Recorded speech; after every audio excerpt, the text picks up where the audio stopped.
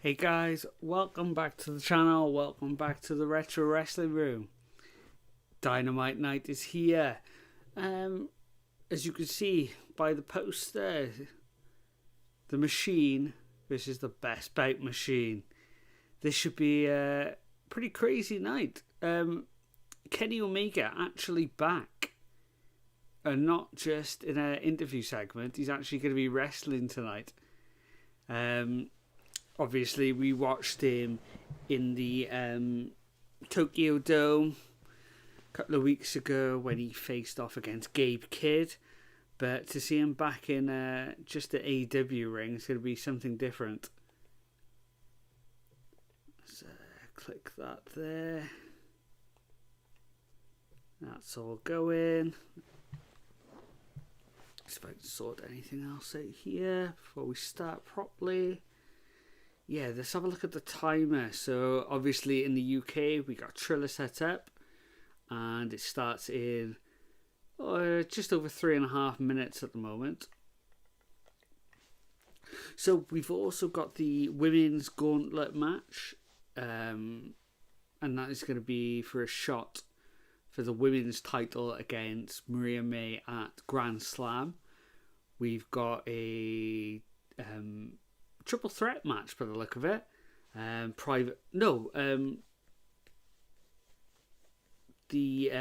triple threat, sorry. Private party match. Is it triple threat? Are they going to be with Mark Briscoe, I think, versus the Hurt Syndicate. We've also got Christian versus Hook. And what else was there? I'm sure there was another match. Oh, obviously, the world title match. I don't know how I forgot the world title match. Mox versus Powerhouse Hobbs, who came into his own only just last week. Had a big showing last week. Won the male gauntlet match. Had a big showing then on Collision when he made the save there. I mean, to think that he's going to win the world title on this short of a run, not very likely, but it is good to see that they're pushing somebody new to get up to that upper mid card at least.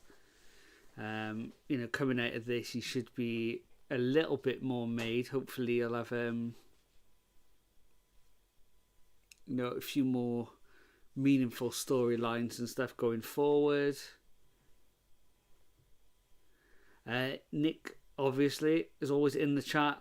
I've seen a lot of people wanting to see Hobbs pull a Luger in Nitro 100. I mean, if he wins with a torture rack as well, that'd be incredible. I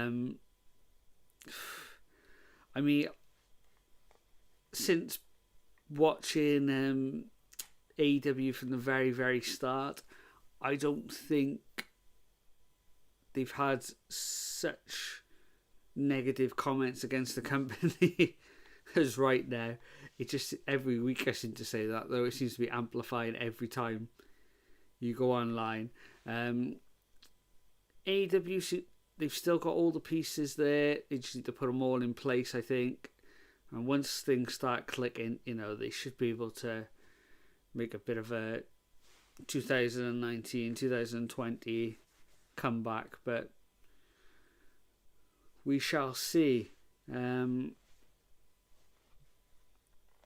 the fact that Kenny Omega's back now, got Will Ospreay, John Moxley, Christian has got the money in the bank, Ricochet's obviously going to be making that big charge.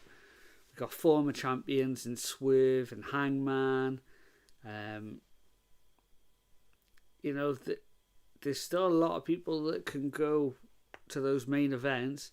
I wouldn't be surprised if Cope, has a few main events. Who else is probably...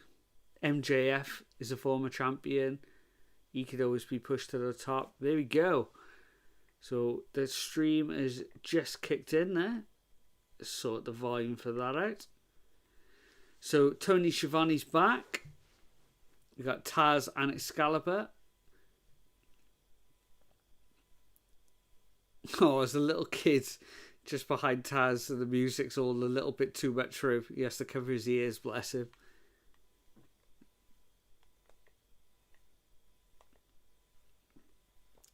So yeah, the proper 3-man there.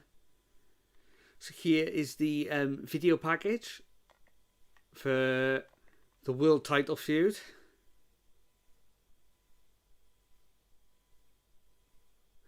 Do we know if Bryan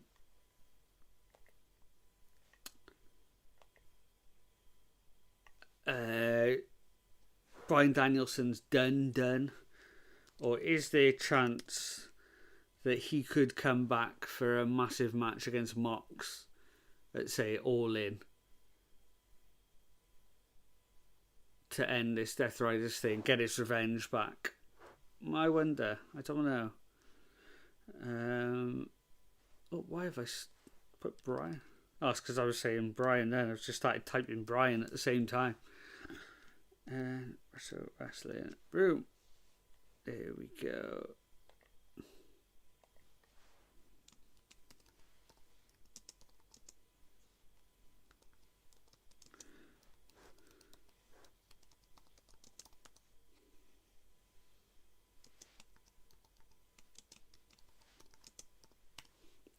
Thing about Hobbs as well, he's underrated on a promo. He's really believable, and in those backstage wins, he's really smooth as well.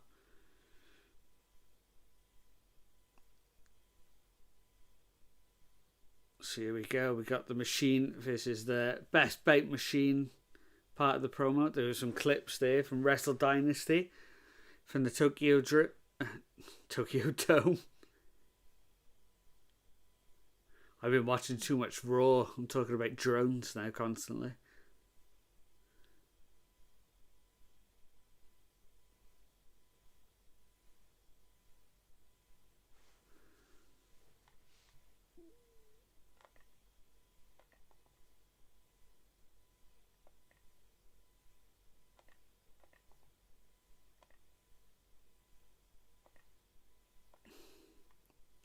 So here he is.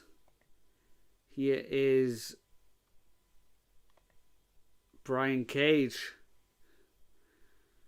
not wearing the Wolverine-inspired gear, so he's not going to get mixed up with Sammy Guevara again. That was so strange to them. All In, when they both came out. And they both came out in the same match wearing gear inspired by Wolverine. Not just that, they were on opposite teams as well. It was so odd. So strange. Here we go. Starting up with Kenny Omega's music. The new music. Oh yeah, I forgot we're in this different arena tonight. It's a lot smaller than usual, but that's what people have been clamouring for, you know? People were saying that stop booking these big massive arenas that they couldn't fill. It's going to look a lot more full. It's going to sound a lot louder, even though there could potentially be less people there. But hopefully we got a good crowd tonight. They're going to be rabid for this match, I would have thought.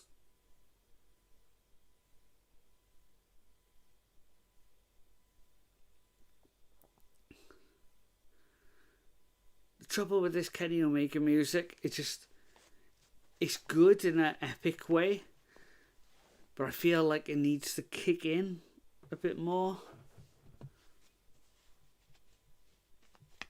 It just doesn't feel... I don't know, it feels like the pre-theme tune, if that makes sense. The coolest thing about this... Oh, that's okay. So the way the hard cam's sat up, you can actually see the commentators in the background. You don't see that very often. Look at that.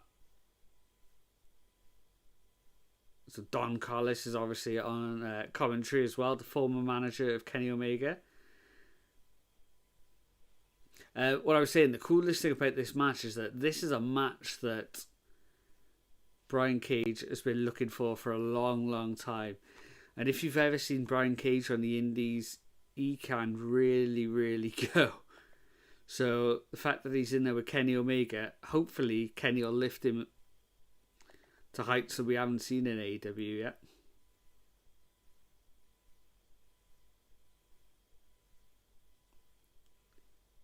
Yeah, I know what you're saying there, Nick.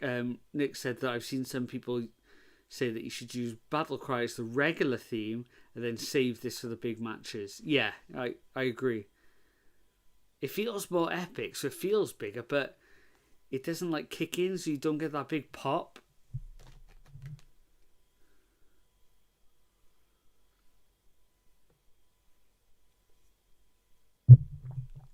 Get a big Kenny chance here. Kenny with a big running elbow to Cage in the corner. Looking to lift him up on his shoulders, but he can't get him. Even though Brian Cage isn't the tallest wrestler in the world, he's absolutely massive. Oh, big kick by Kenny. Kenny looking for a power bomb or pile driver type position. Can't lift him.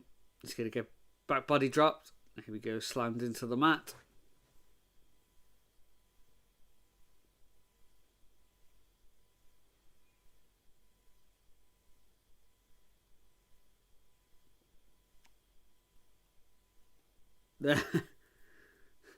Cage just literally doing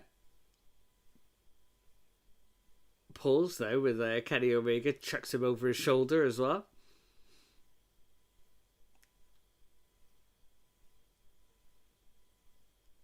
Big shoulder block into the corner. Oh, yeah. Followed by a second.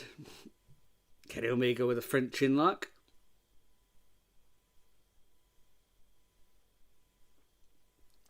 I feel like they're going to bring that up in every match there, aren't they? That every time Kenny Omega gets attacked in the corner, they're going to bring up that he's the opponent's attacking that injured abdominal area where he had this diverticulitis.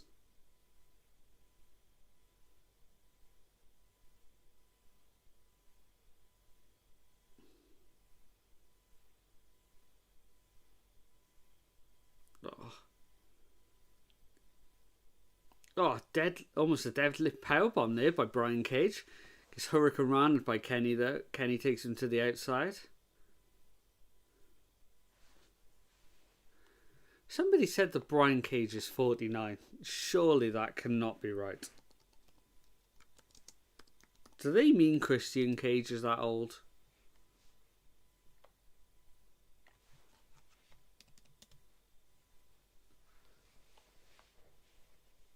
Surely you can't be, right?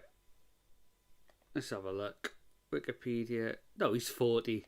Of course he's not. 49. What are they talking about? Right, so how old is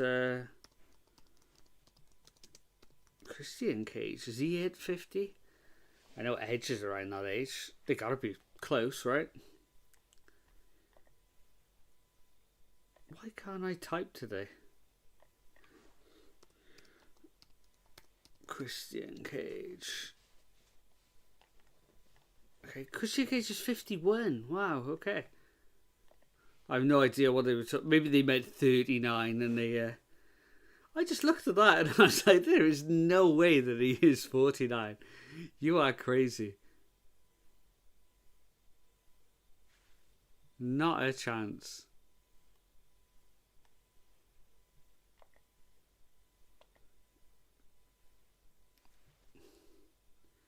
So Kenny Omega, in a precarious position there, being body slammed.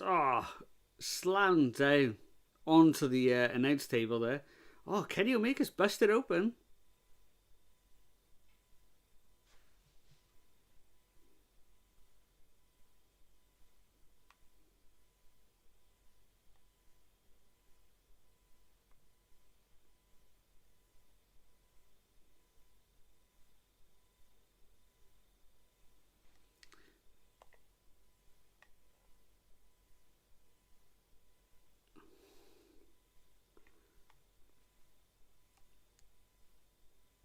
Let's have a look here. Right, back there. What's happening here?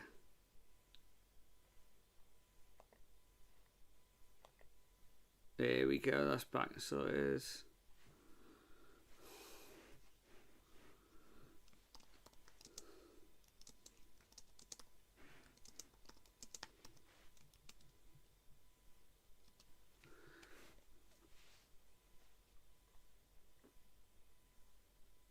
So Brian Cage still on the outside here. Oh, big chop to Kenny Omega.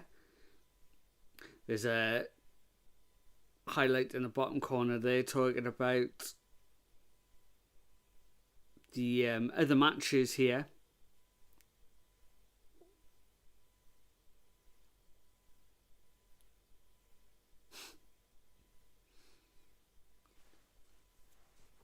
Brian Cage being a menace on the outside, choking Kenny Omega up against the guardrail with his boot there. I'm glad that Kenny isn't bleeding as much as he was in that Dynasty match. That was a really, really nasty, really nasty cut of Dynasty.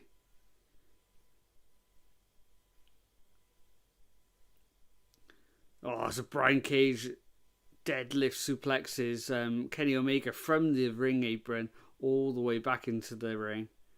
Only gets a 2 count.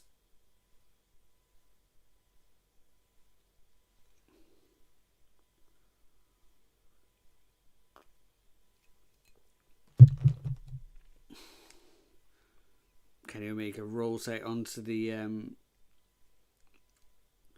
ramp there, which is attached to the ring. Early 90s WCW vibe.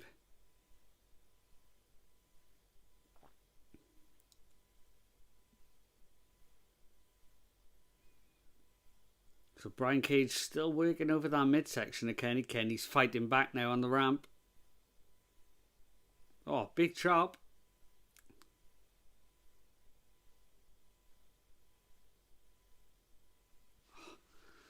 Big running knee. Throwing Cage into the ropes. No, reversed. Oh, he went for a Hurricane Rana. Gets lifted up. Oh, Kenny Omega powerbombed from the ring back into the ring over the top rope. Wow. Oh, Brian Cage with an F5. With our lateral press then, Cage lifted his leg over the shoulder there to try and put more weight down on those shoulders. Could only keep them down for the 2 count though. I just noticed we still got the big screen up. Let's switch out the Kenny Omega screen. There we go. That's better. Let's get the stars up. Let's stick it about there for now. Kenny Omega, just grabs the face of Brian Cage, slams him down.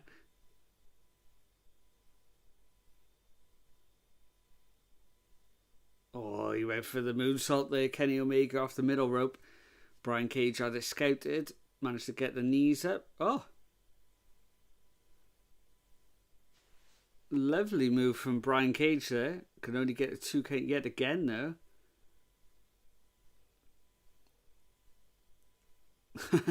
After that play dry, does Kenny have any blood? I don't know. That's a good point. And he cannot train those face muscles. You are correct.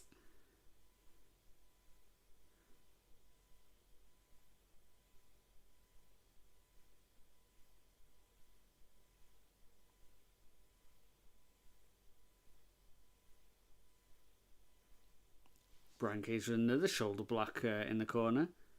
Big chop on Kenny. He's placed him on the top rope. No. Kenny kind of slips off, so he's just hovering over the ropes.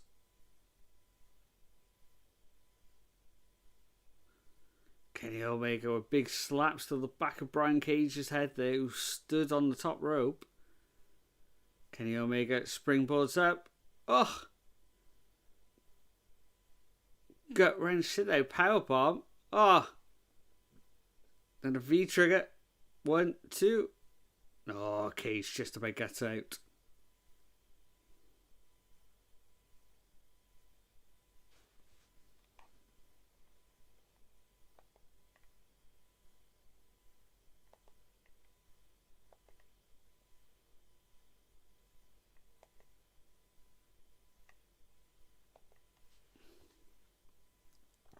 Oh, 2 count.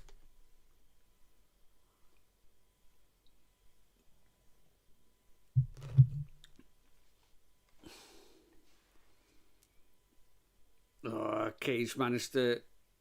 No, he went for that gut wrench. Kenny Omega comes back with a big boot.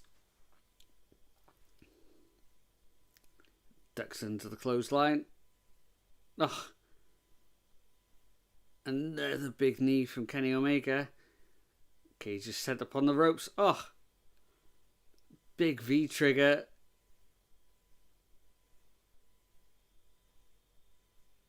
No, he's setting up Cage, just hanging him over the top rope here. I think he's going to try and use those ropes to get him up for the one-winged angel. Oh, and he does. Can he hit it? He does. Middle of the ring. That's going to be it. 1, 2. There you go. Nobody gets out of the V-trigger.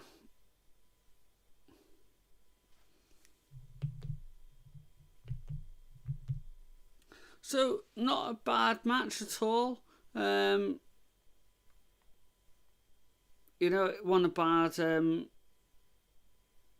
TV match. I mean, what did I get up to? I got up to 3.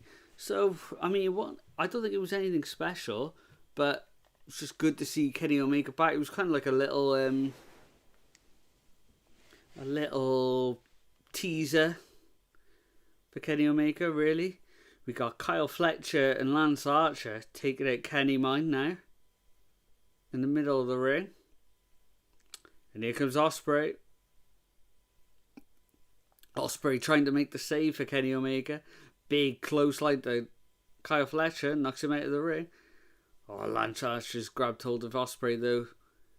Is he going to go for the choke slam? No. Ospreay manages to flip out. Step up into Giri. Kenny Omega with a big knee. Oh, and the hidden blade from Ospreay.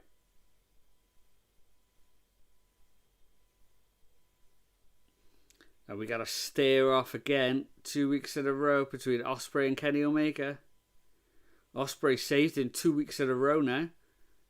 Oh. Ospreay flying over the top rope. Takes out Kyle Fletcher. And whose music's this starting now? Oh. It's Takeshita.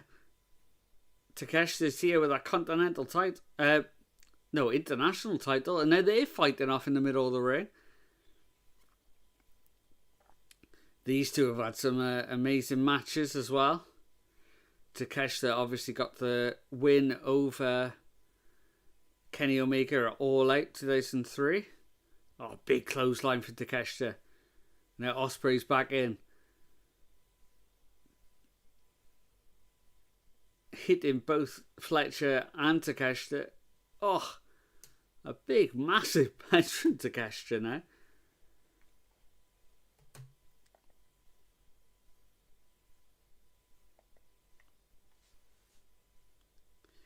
Nick's letting me know that he's known Takeshita since he was literally a kid. Yeah, one of the people that trained him. Wow. I think it was a Falcon Arrow and then a Brainbuster from Fletcher there.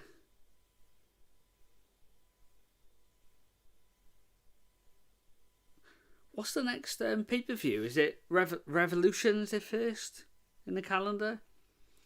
So I'm guessing this is going to be maybe a tag match around that time. I guess that would kind of fall into that kind of timeline. I mean, I wouldn't say no to a tag match of that Takeshita Fletcher versus Ospreay and Omega. Although you could do that match at Grand Slam. Of course, we got Grand Slam as well coming up. Yeah.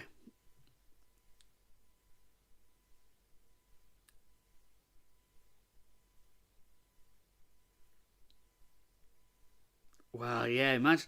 So we'd have that match at Grand Slam. Being in Australia, you imagine them. Because Jay White's from New Zealand, so that part of the world, you'd imagine he'd have a match on it. Toni Storm's obviously from there, you'd imagine she'd have a big profile match. Buddy Matthews. So they got a good core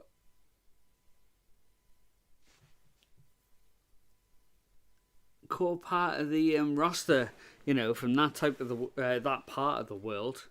You know, you could build a lot of matches around those people.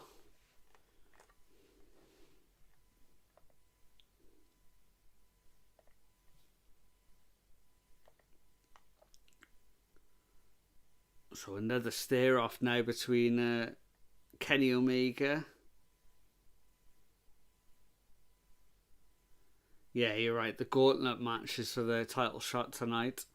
So,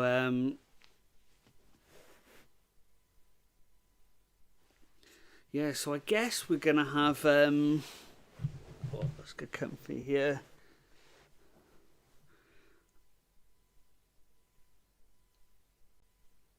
Let's have a look.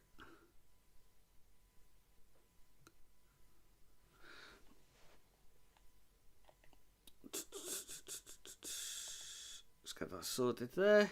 Yep. Okay, so we're going to a promo video now of the Hurt Syndicate.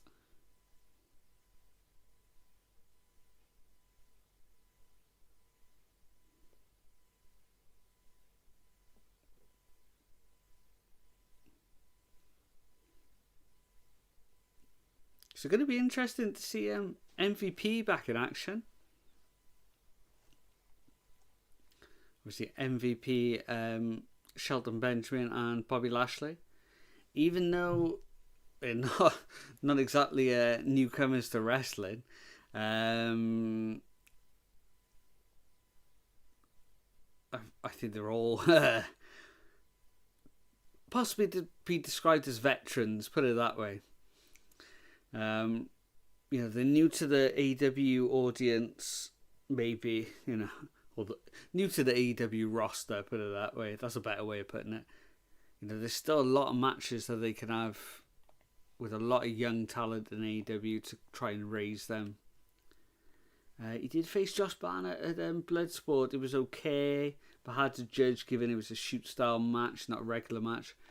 Yeah, that is right. I didn't actually see it, but I know MVP's a black belt in, you know, an actual black belt in Brazilian Jiu-Jitsu.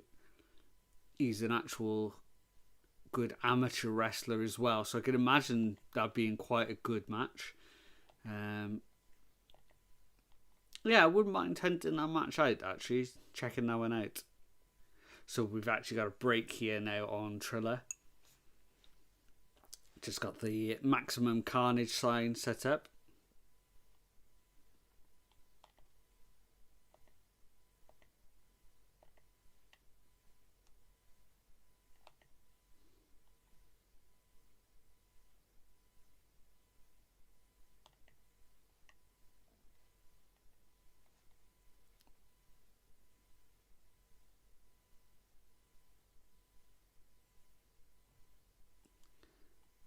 So,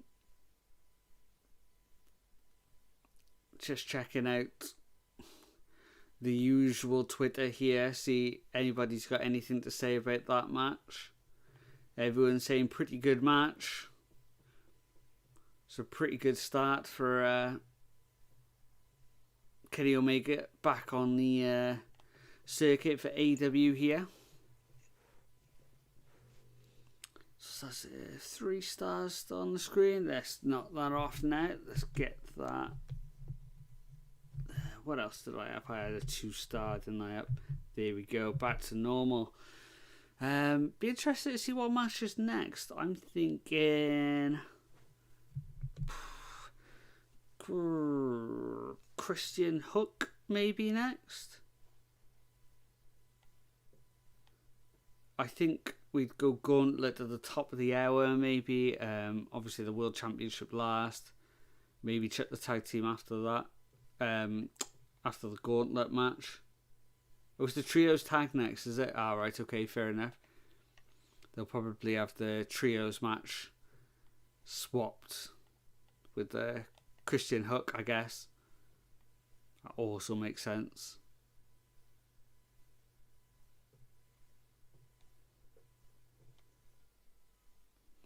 The trouble is with watching it on this feed is that sometimes it just goes black and you're like, has the feed stopped?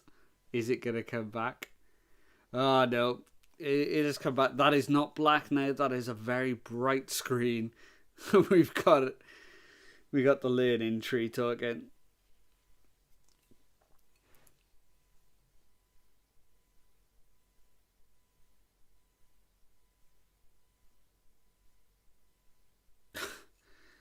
I wonder how long they actually will keep this storyline going, because it's not just anti-AEW people who have had enough of this. You know, AEW fans, diehard AEW fans are really starting to turn a corner now because they just do not want to see this anymore.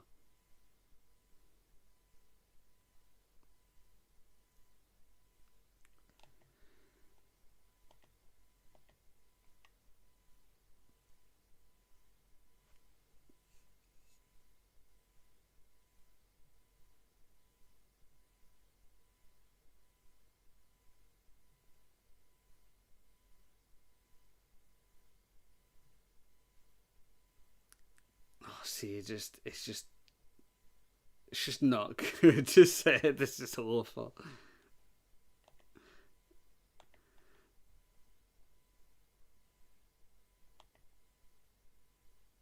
So I wonder what it's gonna be like with the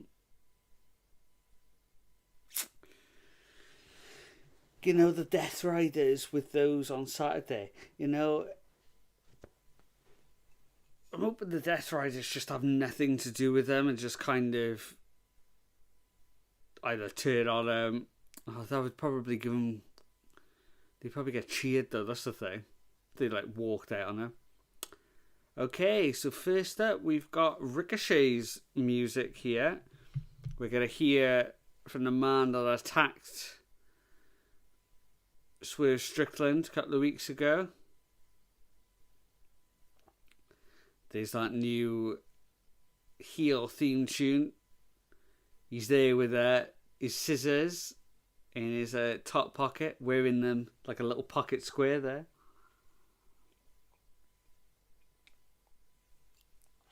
Telling the crowd to calm down.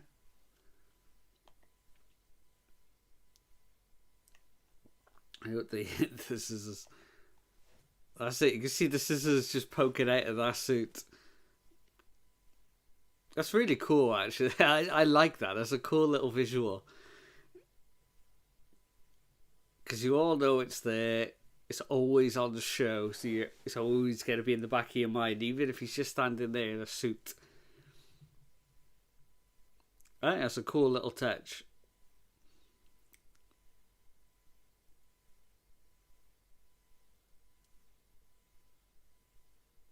Ricochet getting booed here.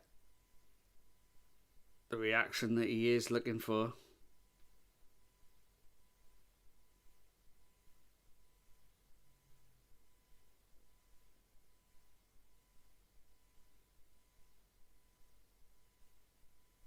I couldn't work out what they were chanting then. I was trying to listen. They were chanting Whose House, Swerve's House.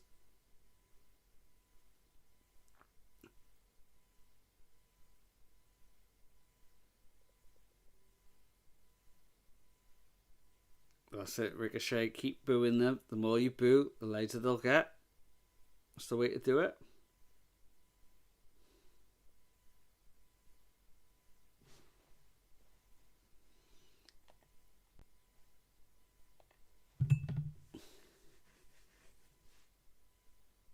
So Ricochet really milking these boos here.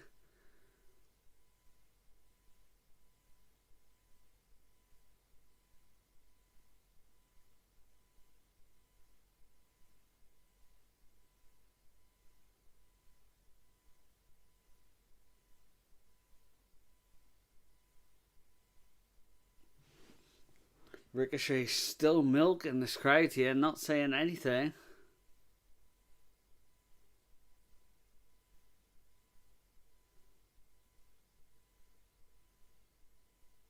There you go. They're still getting louder. I wonder if he'll do a Chris Jericho. Remember when he came back that one time on Raw and it took about 5 minutes and he didn't say a word and then just walked out?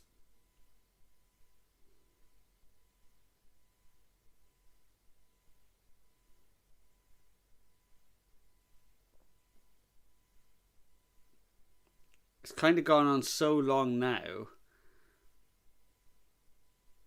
that it probably would be best if he didn't say anything and then just walk out. Okay.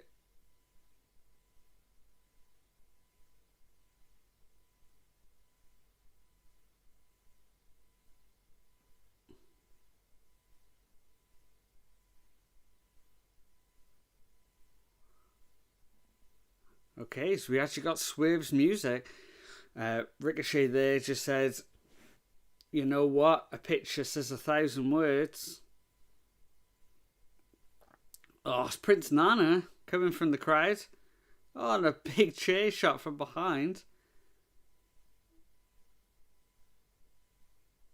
Doing the Swerve dance in the middle of the ring. And here comes Swerve coming out with that big chain around his neck. Swerve is looking big there.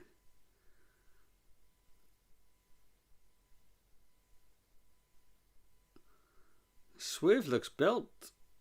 Look how broad his shoulders look compared to usual.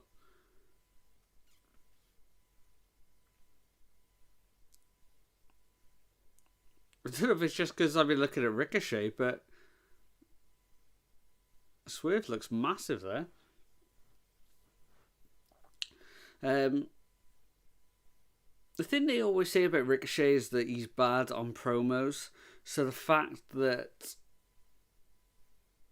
he just kind of cut that promo there, which is just one sentence where he says, a picture says 1,000 words, and just showed the picture and he got the same reaction. Again, that old Paul Heyman sentence. Accentuate the positives, hide the negatives. So Nana in the middle of the ring now, dancing away, starting a Who's House chant again. Swerve making his way back to the ring. We're going to hear from Swerve. I mean, that would be... No, we're going to cut away. Okay. We're going to find out what Mercedes Moné has been up to.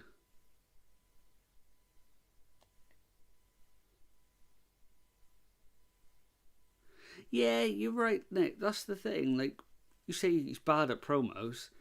Is he? How many promos has he done? We don't get to see him on promos, so we don't really know if he's any good or not.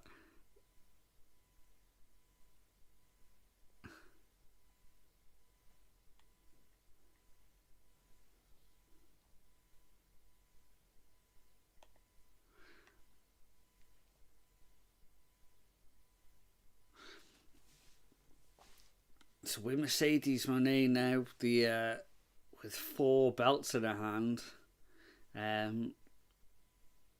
I read a thing from Rev Pro the other day saying that their subscriptions for the Rev Pro service went up by something like, it was like 200% or something overnight. they had so many more subscribers just at the thought. You know, nobody had even said that she is going to be appearing for Rev Pro.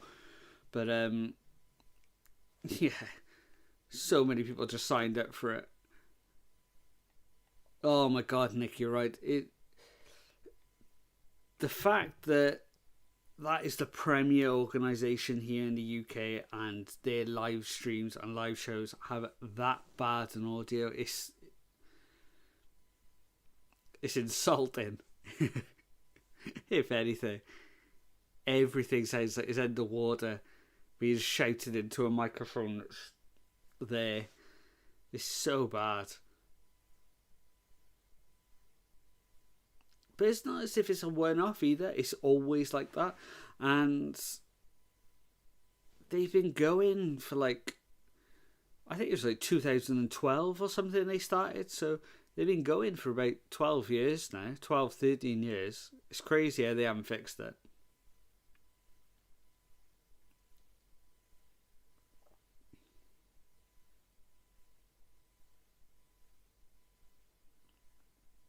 It's weird seeing the Titantron there for Mark Briscoe is still the old Briscoes one. With the Dem Boys and the Briscoes coming up rather than just him. And here we go. We got Private Party making their way onto the entrance ramp as well. They set up the tag match there.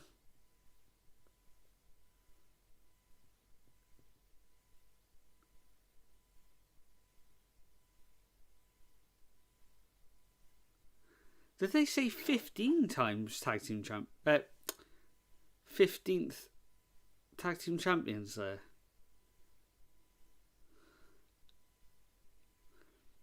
Might be the 15th reign, I guess, by a tag team. So I guess the Young Bucks have had a few. Jurassic Express, Lucha Brothers, Acclaimed. Been quite a few teams now that have held the belts. So Tony Khan said that it's Jay being in a video means you can still in a way walk Mark to the ring. Oh, okay. So it is done on purpose. That's really cool then.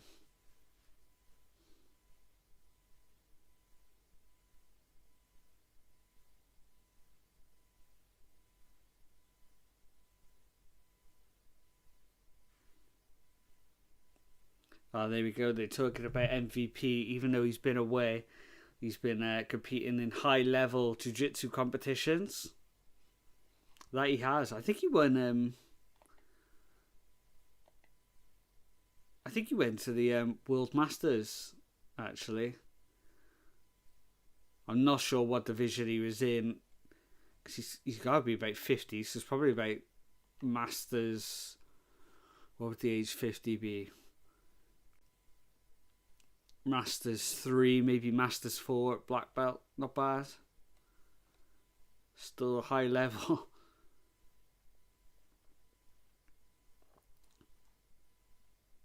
Oh yeah, of course. You got Omega Hangman. I forgot about the Sky Cars. Yeah, Stark's Big Bill. I forgot about the people that weren't just general tag teams as well. Of course.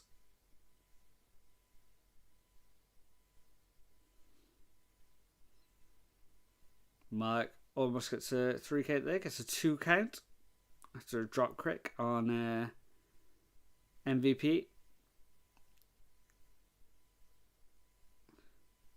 Mark Briscoe, one of the loudest wrestlers in the world. He's got that Cactus Jack soundboard plugged in.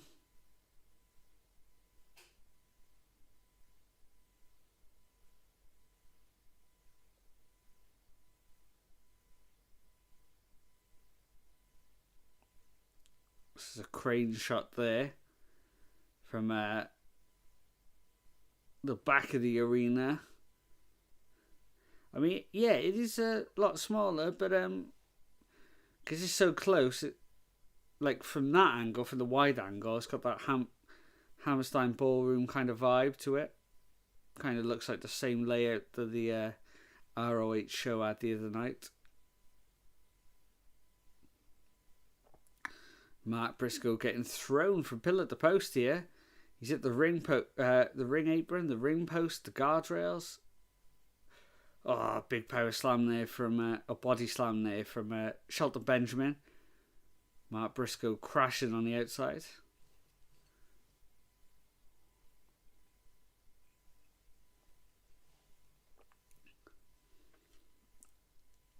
So Lashley has been tagged in now, attacking Mark as well. Oh, slams him down on the hardest part of the ring. Mark Briscoe just about to his feet in the corner. Oh, big ready shoulder tackle from Lashley and a swinging net breaker.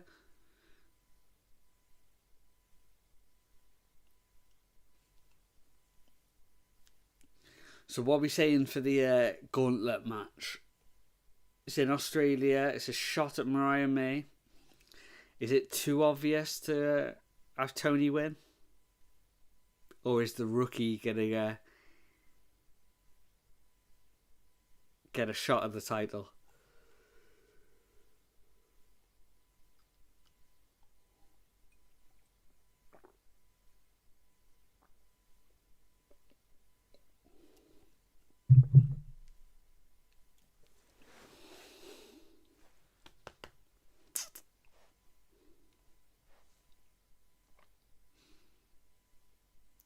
Yeah, I don't know either.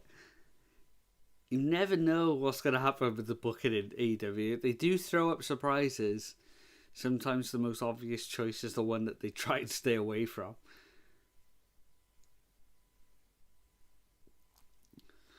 So the Hurt Syndicate have cut off the ring here, keeping everything on this side of the ring.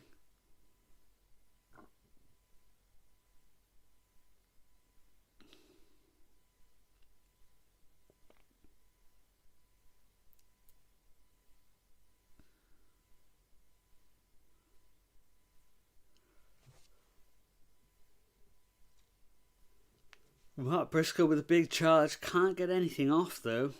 Gets hit in the stomach there by Shelton Benjamin. And we got MVP back in.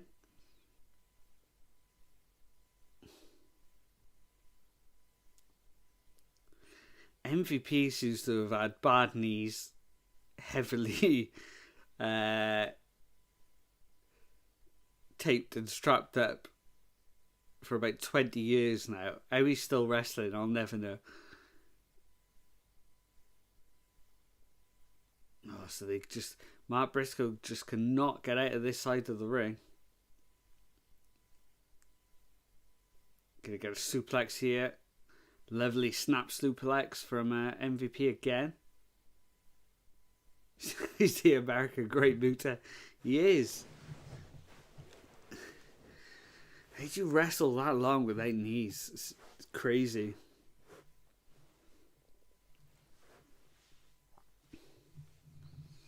I understand that All In is like their WrestleMania, their Wrestle Kingdom. It is their big show, like the main one. But surely it's still a bit early to be putting out the All In Texas signs up. Like, why aren't they putting the Grand Slam ones up at the moment? You know, surely it would make more sense to have that at the moment. Get more buys of that is coming up. Because that's only next month, I think. Oh, actually, isn't it the same night as Saturday night's main event? No. Sorry, it's not that, is it? It's no, I think All In is the one that is going to be clashing with Saturday night's main event, which is a bit naughty from the competition, but that is what they always seem to do.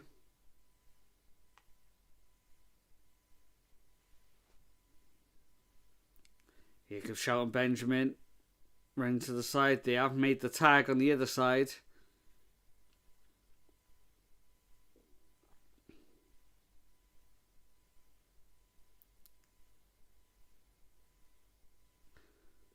Lovely drop kick and kip up there.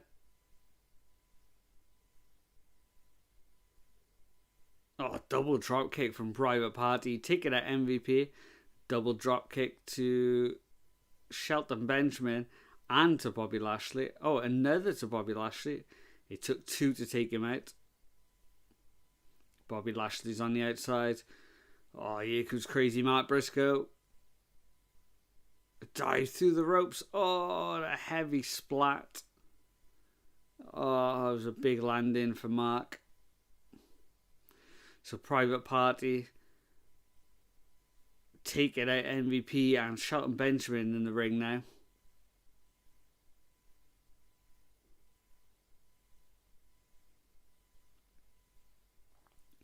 Private Party teaming up now to take MVP out of action. Oh, Shelton Benjamin. Thought we were going to get a powerbomb there. Oh, no. A flatliner.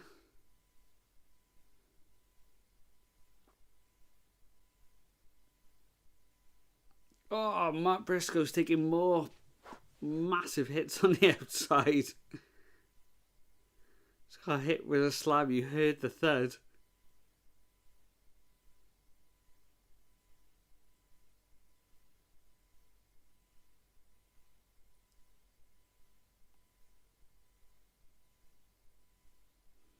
Oh, they went for the...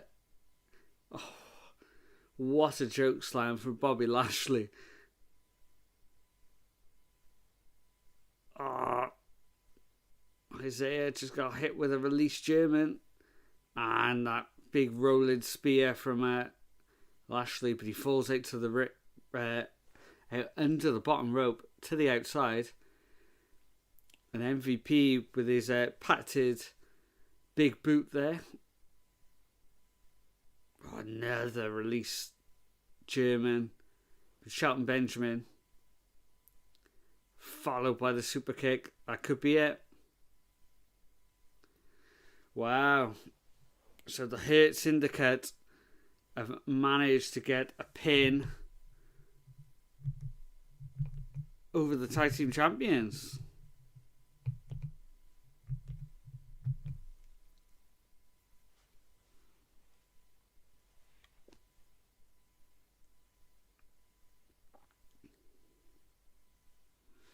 So there we go. So that could be... they're going to be looking for that tag team title shot now that they've got a pin. Yeah, it was a blowout. They kept Mark Briscoe in the corner for the majority of the match. Private Party tried to make a bit of a comeback, but no, they then got destroyed by the Hurt Syndicate. Hurt Syndicate looking extremely strong.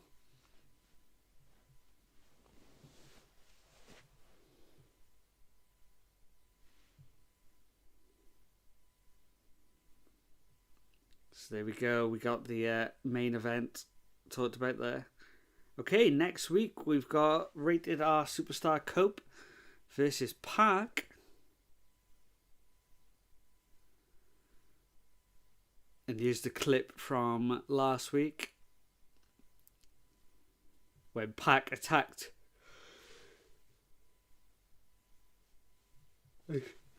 Cope from behind. But he did the Saturday when Cope managed to get some sort of payback with a spear to take out the Englishman. And they'll be going 1-on-1 next week. Okay.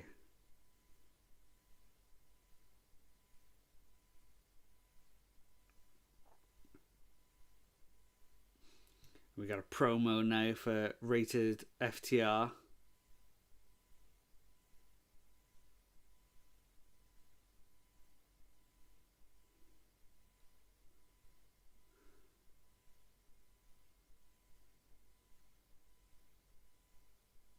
So these guys are obviously going to be in that big 12-man tag on Saturday for Collision. Oh, we got a...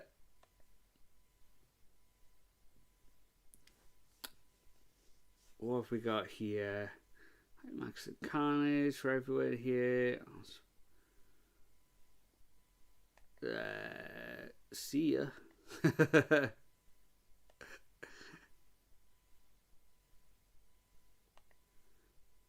Yeah, we're not going to have NCAA sponsors in here.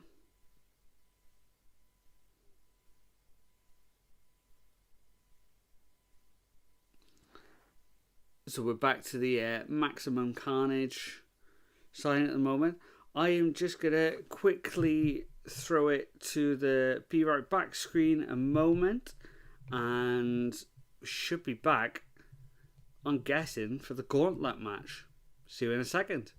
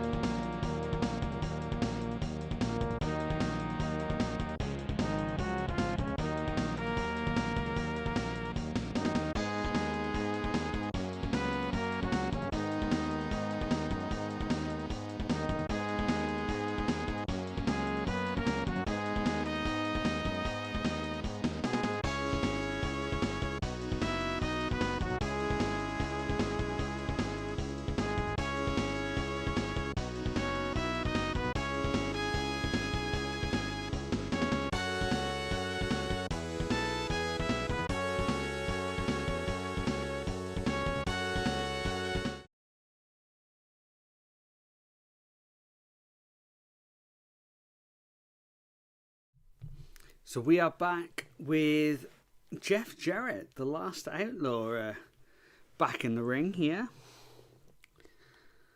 Oh, and he's being interrupted by MJF again. So just like last week, MJF actually put a proposition to Jeff Jarrett last week, saying that he wanted to take him on a run to that world title. MJF got turned down, so I got a feeling MJF is not going to be happy with that. Let's see what MJF has to say.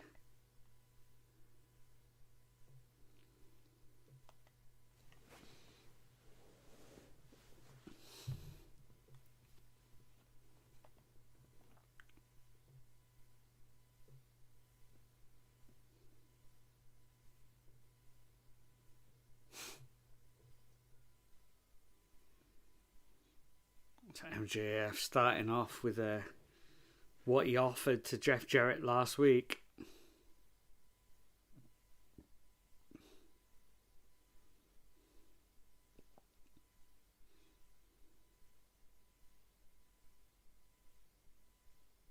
Ugh. Max with some fire in his voice there, telling Jeff Jarrett never to interrupt him.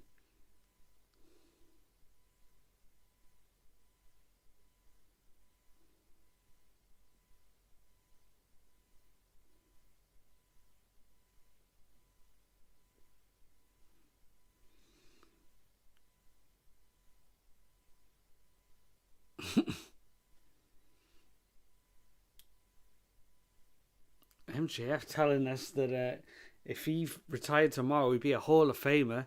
And like Jeff Jarrett, not quite sure if that's true.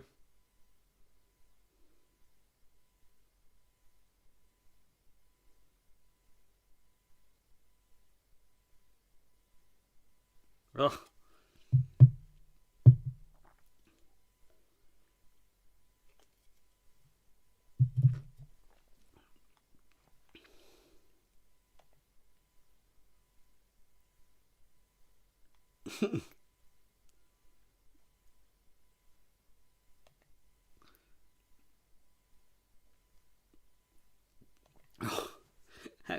MJF calling Jeff Jarrett wrestling's Grim Reaper every time he's on screen. The company dies. Probably true, but a bit harsh to say.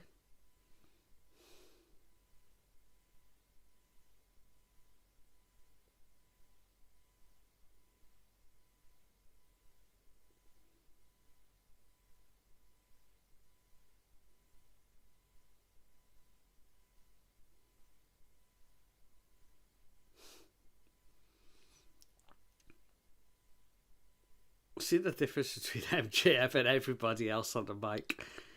Just one sentence, you could just turn everybody on a dime. It's just so effortless.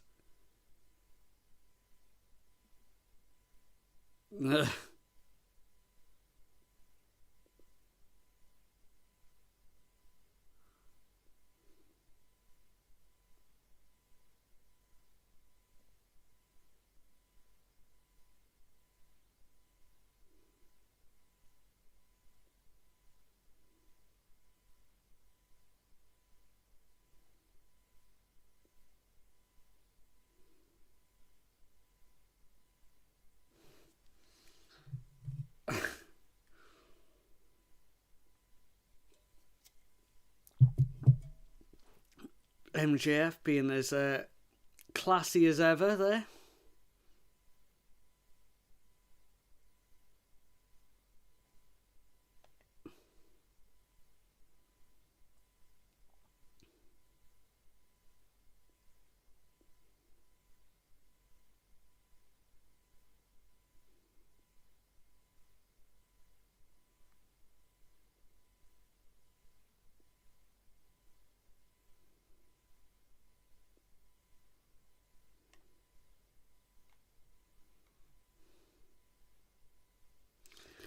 It is kind of cool to see the American audience really getting behind Jeff Jarrett lately. Because, my God, whenever he comes over to the UK, be it TNA, AEW, he just gets standing ovations every time he's there. It's insane the amount of praise he gets over here.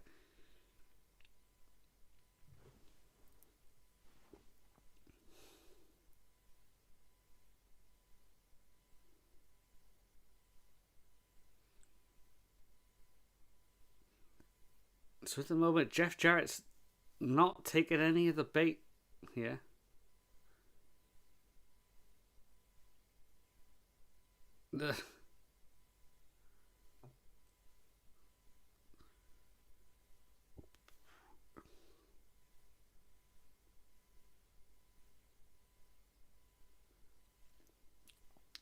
Jeff Jarrett telling MJF that he's seen it all before. He's done everything Max has done.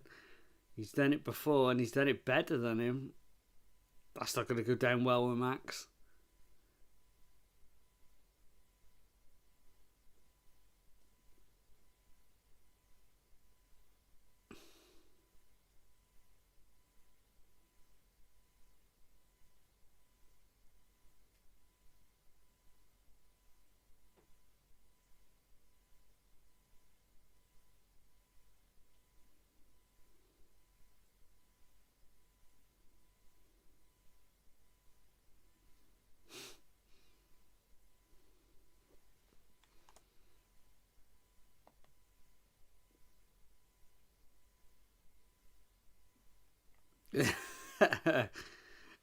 I hope it does, Nick.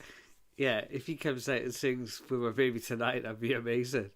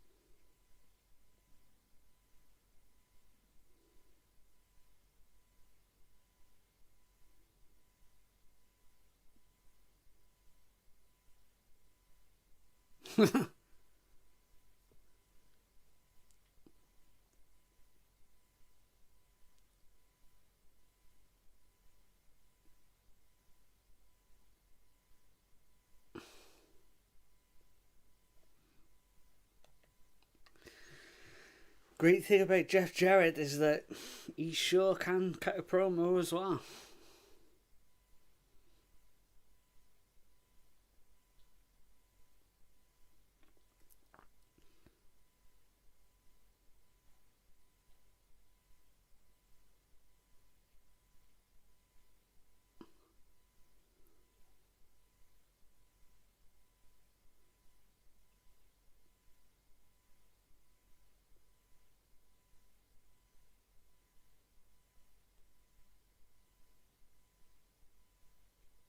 Oh, there we go. One hit wonder chance to MJF.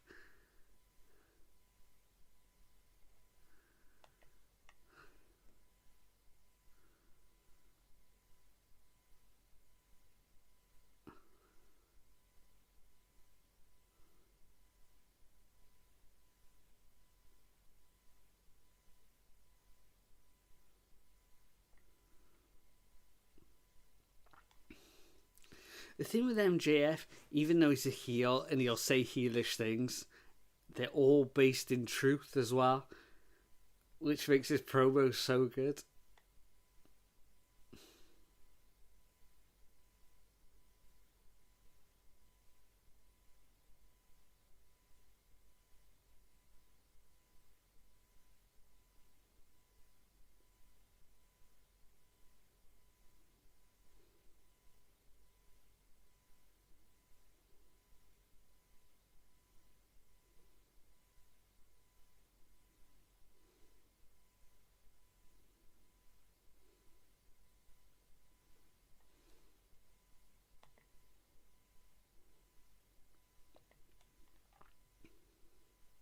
Yeah, you're right, Nick. The ones, you are right. The heels who are the best are the ones who do make good points.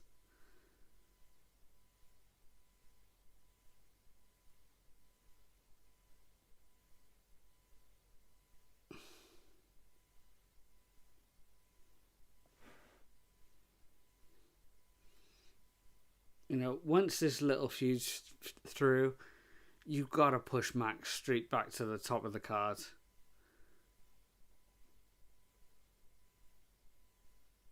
Somehow just build to Max and Kenny at the top, with Will Ospreay hovering around it as well. They're the three that you need to just build this company around for the next 2 years.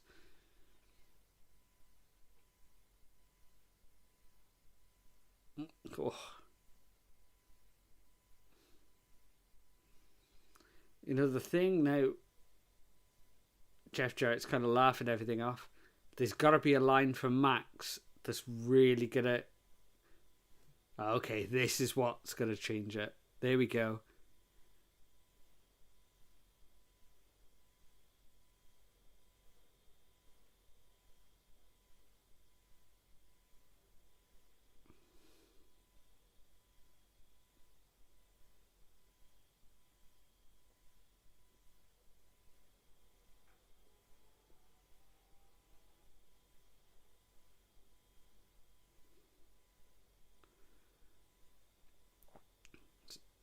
So this is what's going to finally get to Jeff, bringing up Owen Hart.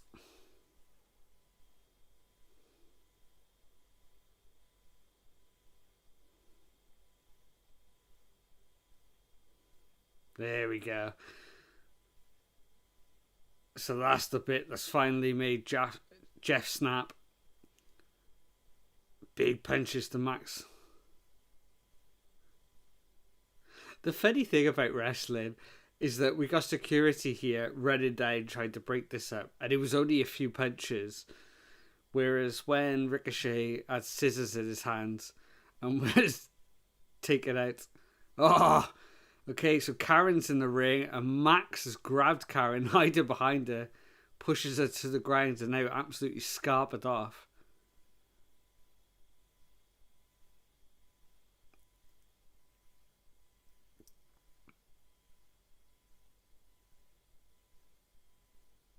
But what I was saying,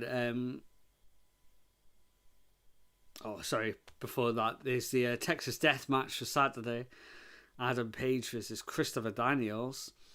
What I was saying was, what was I saying? Oh yeah, you had the breakup there between the, even though they were just throwing punches at each other, but then you had Ricochet the other night with scissors carving a man, and nobody ran down for ages. Typical wrestling. So we have got an advert now, and this is a real New Japan Pro Wrestling throwback. Ishii and Kazuchika Okada.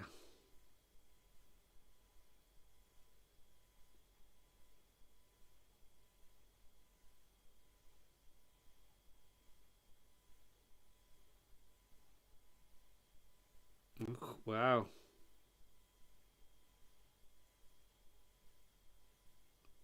Big trailer there for Okada versus Ishii.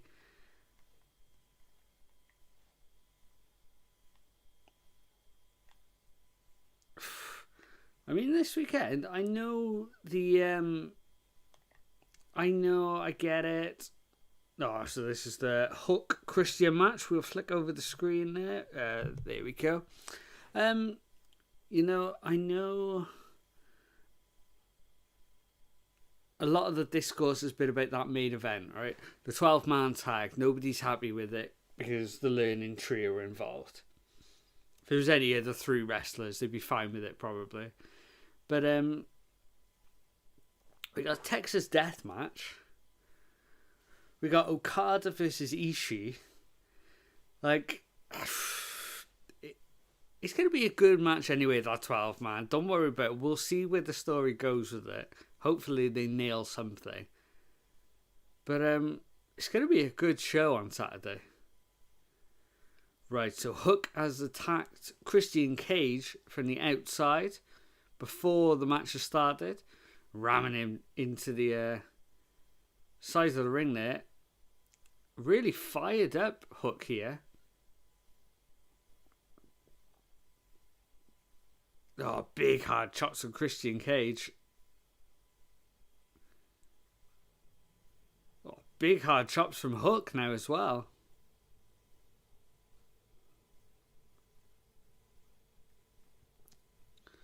Both chopping each other. Back in the ring. Hook choking Christian Cage over that middle rope there.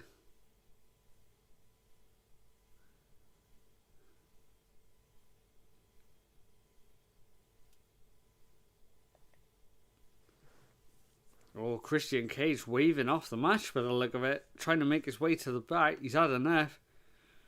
Hook's chasing him back down through that entranceway. He's managed to catch him. Gonna try and bring him back down that little short ramp back to the ring.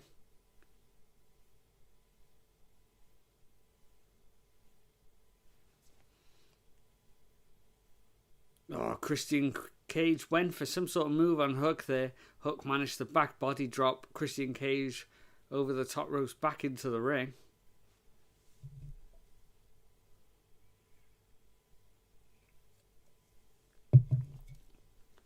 even though Christian Cage has got that cut off turtleneck on, you could still see the red marks from those chops and slaps to Christian. You see the redness coming up on his shoulder pack area.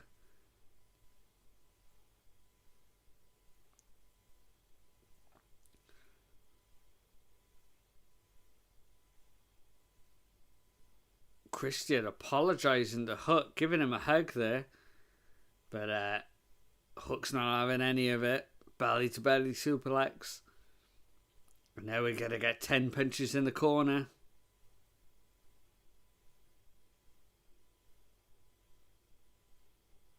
Here we go. It lands all 10 of them.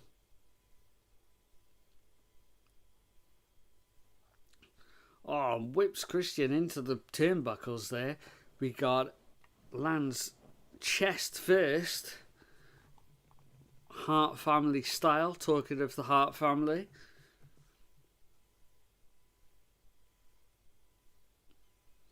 I wish somebody would... I don't know how painful it is, but I wish somebody would bring that running chest first into the turnbuckle spot that Bret Hart and Owen Hart used to do.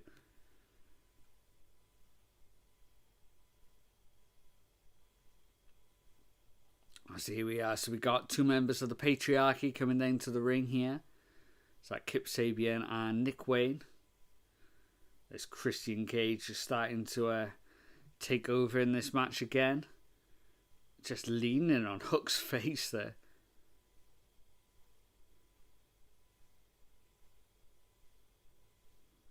Oh, Shibata's here. Sorry, Nick, I missed your comment there. What I say to people who hate the 12-man, it's just a TV main event. It's not worth discourse. Get worried if that is on pay-per-view. Yeah, obviously if it was pay-per-view, you know, you could understand it. But, yeah, it's one match on the B show. Do you know what I mean? Like, it's... And the thing is,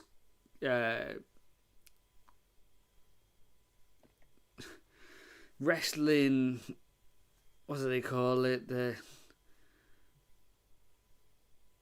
IWC. It's just the craziest, most unhinged place in the world. I just look at it and I'm like, I'm not going to take the bait. I'm not going to say anything. It's just the craziest takes of all time. There's people being contrarian for the sake of it. And then everyone will jump on a bandwagon.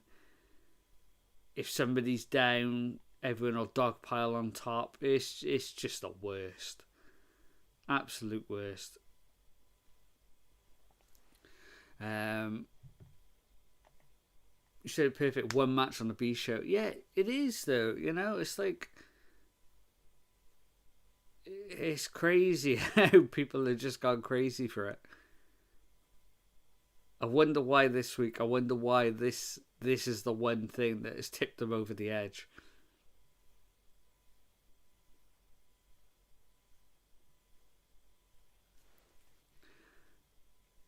I think WWE did Brooklyn Brawler versus Triple H at a Raw main event at WWE was fine. Vince McMahon was the champion. You know, like in a hot period, yeah, they're fine.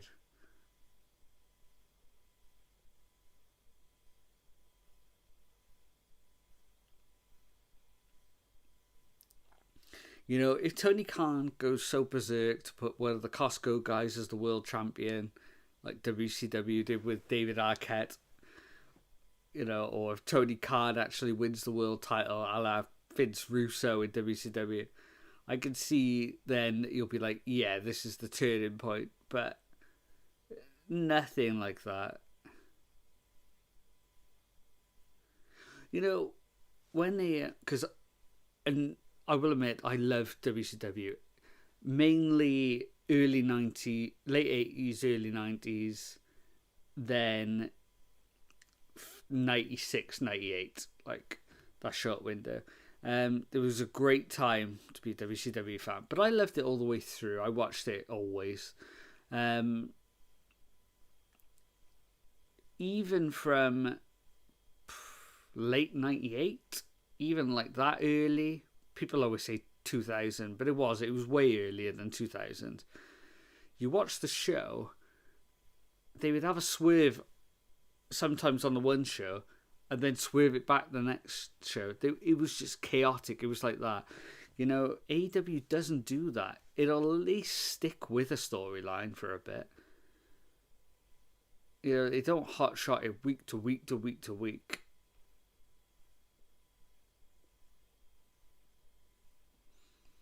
Hell, WCW had Prince Iakea in a main event once. Was he really in a Nitro one? Oh, many things killed WCW, but that wasn't one of them. No, exactly. See, I watch WCW all the time. I don't remember that. But, you know, that's not one of the reasons that I think that ruined WCW.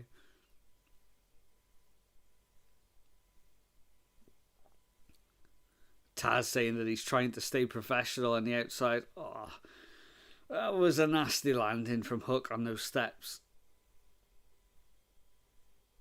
So we've got Christian Cage going back up to the top rope here. Oh, big splash off the top rope. 3 in a row there. He was TV champion and Savage challenged him. I think it was all just to have DDP show up and be part of the feud. Yeah, I wouldn't be surprised there.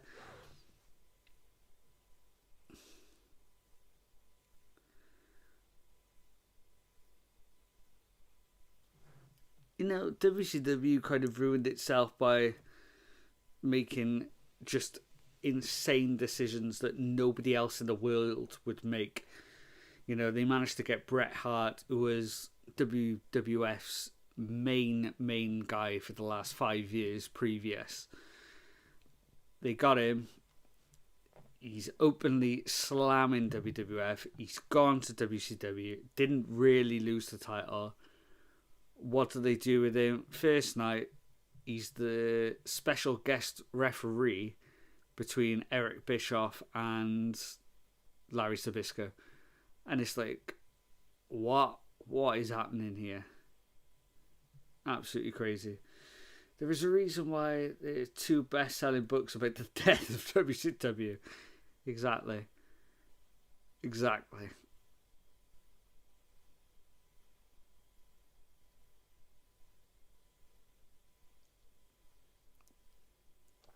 And a lot of the people who are at the top of WCW booking that show are the ones that are in the most denial about AEW.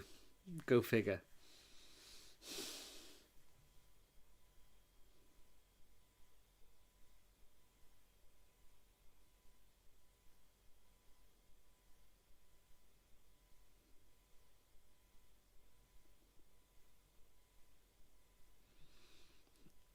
Oh, Christian Cage is in a choke here.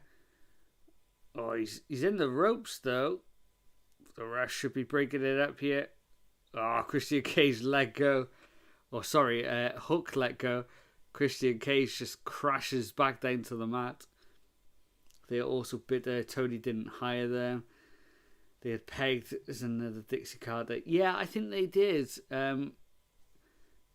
And I know he gets slammed for signing a lot of ex-WWE people. But the thing is, WCW literally would sign everybody that wasn't there. Oh, because they and Prettier there on the outside. Shibata to the back of his head, slapping the mat there. I always get worried about Shibata. I was just about to say that, Nick. That was who I was going to bring up. Lanny Poffo was apparently signed to the end, and he never... I don't think he made one appearance. If he did, I don't remember it. Oh, we got the choke here. No, there we go. The patriarchy breaking up just as Hook was going to get the win with the Taz mission there. I'll give that match a solid 3. I think that's fair. We'll keep it at 3.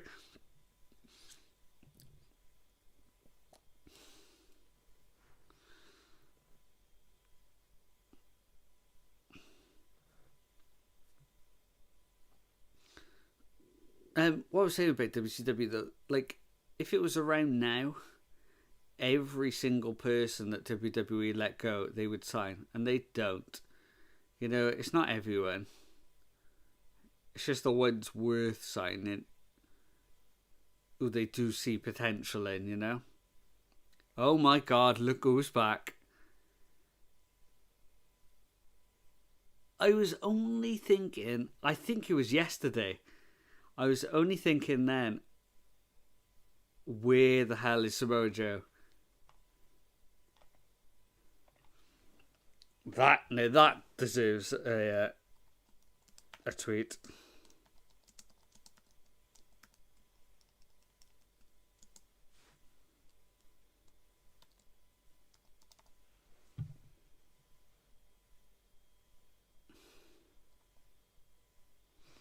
Why is AEW Dynamite not coming up?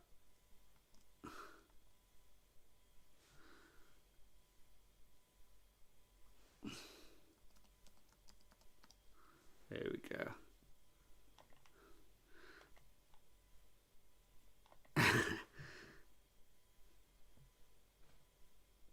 Oh, look at that for a trio. Hook, Joe, and Shibata.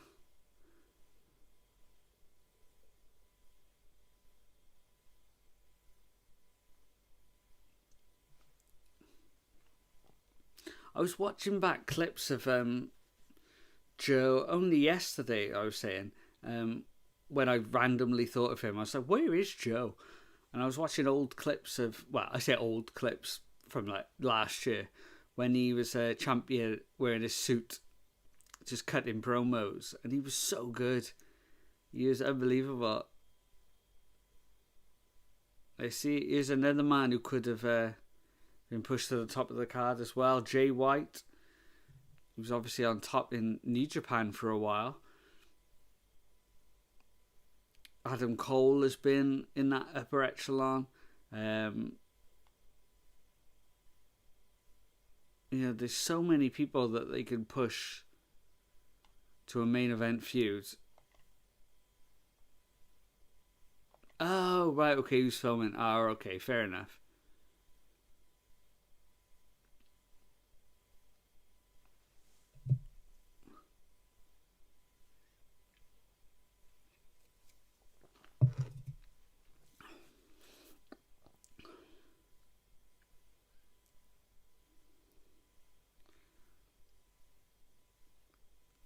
So in this promo video here, it's all the people that were in the gauntlet match last week, all like challenging each other there.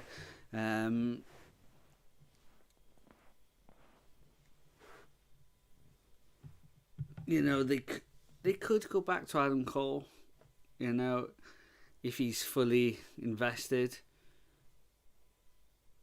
He could still be pushed high up the card, you know. And there's so many people like that are not around at the moment that they could easily bring back and be good to decent mid-carders. You know, like we don't hear of Miro anymore. We don't hear of Wardlow. I don't know if any of them are carrying injuries. I don't know, but they're all not doing anything. You know, when I was looking at, I said I was looking to do that quick video of how I would book All In 6 months out, right? And then go from there.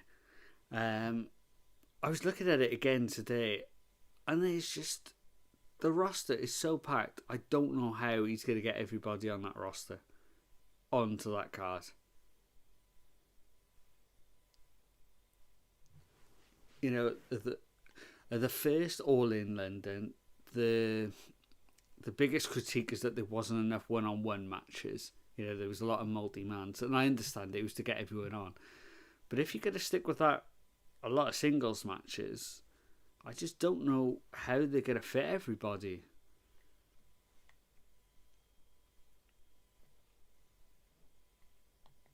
You know, even if you just look at the top guys, so you've got, say, right, let's just go down the list. So we've got Kenny and Okada, they're out of it, right? They're already sorted.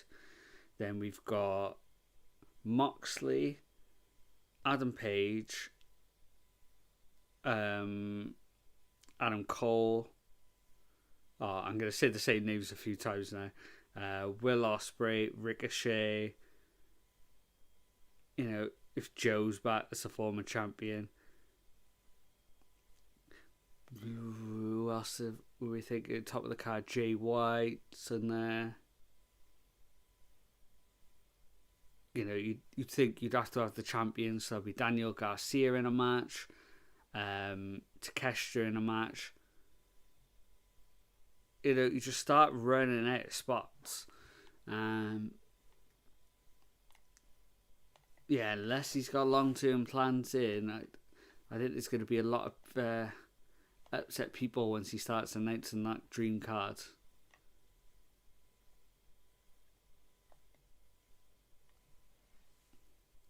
Oh, so we cut back to Jeff Jarrett in the back here.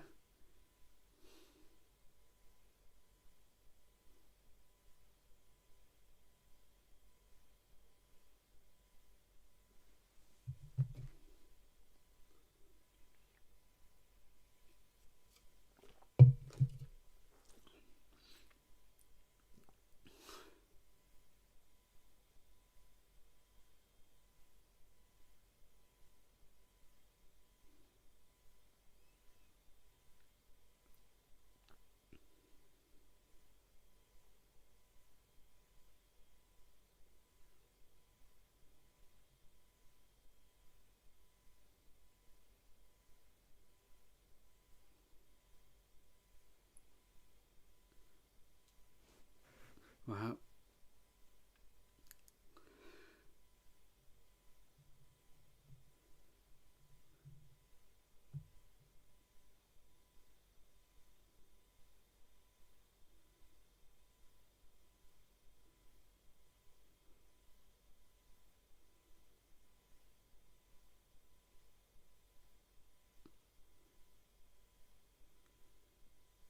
Dustin Rhodes here with a passionate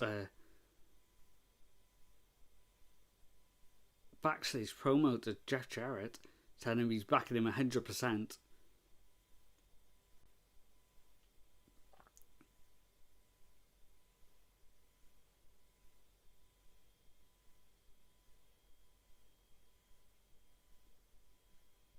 Wow, telling Jeff Jarrett that they're the very last of their kind. Dustin is a hell of a talker. He did. I actually had goosebumps come up on my arm then. That was an amazing promo. Little short promo, but amazingly well delivered. Right, let's knock those stars off and let's get ready for the gauntlet match. And on the picture we got Mariah May, who is on commentary. Yeah, like, they complain about using old people, but my God, if you've got people that can talk like that, you know, Dustin, who's 108 years old, Jeff Jarrett, who's about 208 years old, they can both still talk as well as that, you know? It's just both really, really good promos. So, Chris Statlander, the first woman in the match. Oh, and Jamie Hayter is coming out next.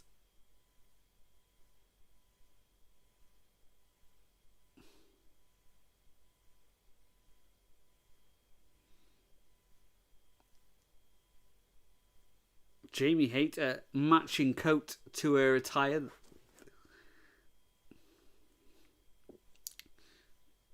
A few weeks ago, I thought Jamie Hayter was kind of looking a bit what's the word for it? I was going to say messy there, but that sounds really harsh.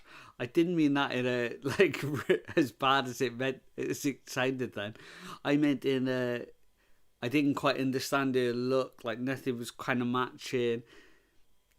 I didn't quite understand the look she was going for, but tonight she was on point. That was a really cool look. And she stood out from everyone else as well.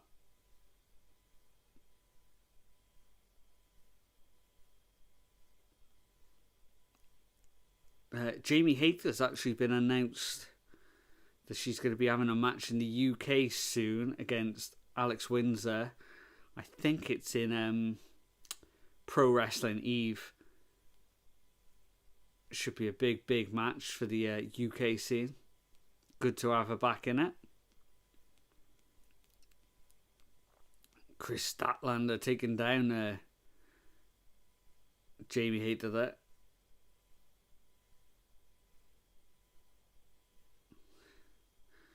I'm going to make a call tonight that I think this women's gauntlet match is going to be better than the men's last week.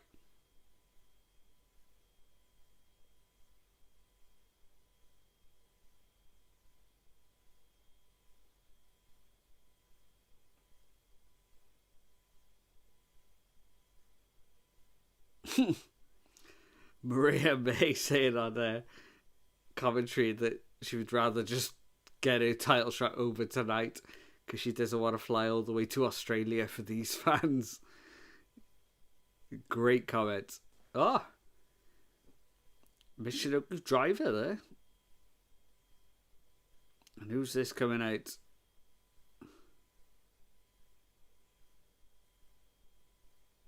Megan Bain. I know that name. Who's that?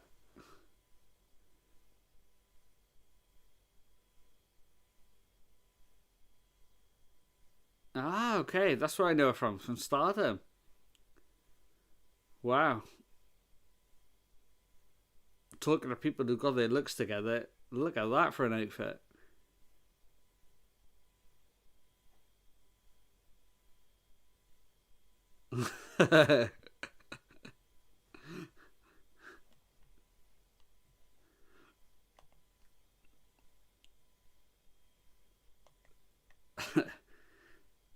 What a great comment from Mariah May again.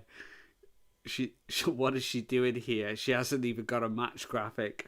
Go on to Tony Khan's Twitter, see if she's got a match graphic.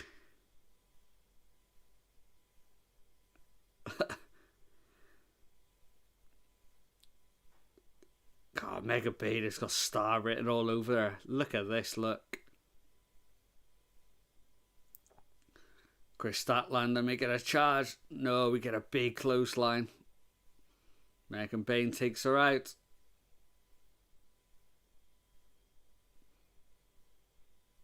Megan Bain with the old school Wonder Woman headband on there. Oh, whoa.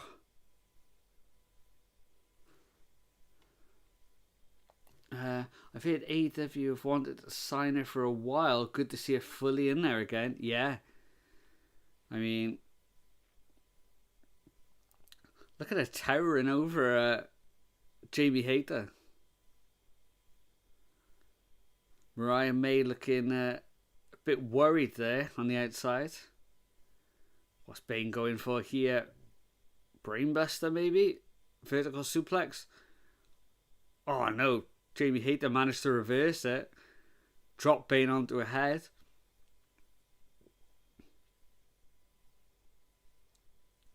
The thing is, I don't know a lot of people's music. I'm guessing this is Julia Hart. It is. Okay.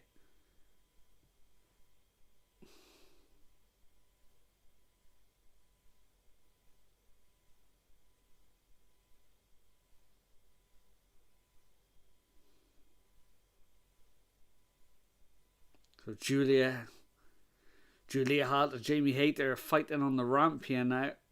Oh, Julia Hart regretting calling her out because she's just been suplexed onto the ring ramp there.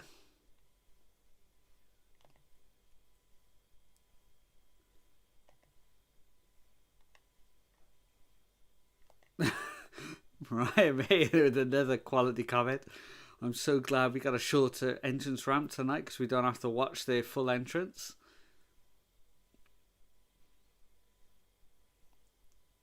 This ramp is so good, we'd even get a short Randy Orton entrance if he was here tonight. Oh, Chinbreaker there onto a Statlander from Julia Hart. Whipped into the court. Oh, Statlander gets stamped on by Julia Hart. Slammed down into the mat. What's Julia Hart going to look for here? Oh, she ran into it. Didn't get anything off though. And got scoop slammed by Statlander. Statlander in at number 1, looking the strongest at the moment. She throws Julia Hart out. So we got Bane, Julia Hart, both on the outside. Oh, Julia Hart's been slammed out again.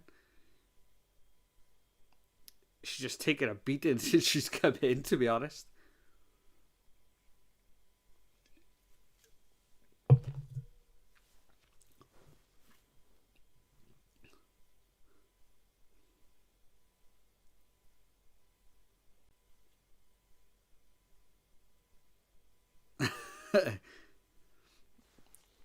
Ryan May saying that there's too many monstrous women in this match. She needs somebody a bit smaller to come out and sneak a win here.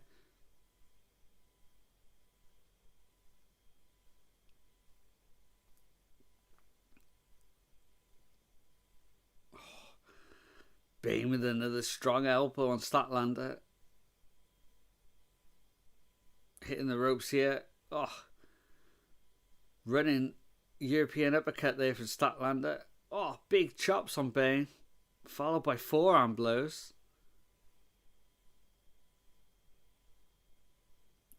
See, now if you're going to do those rapid shotgun moves, you got to make them look like they're delivering hard, like Statlander was doing there.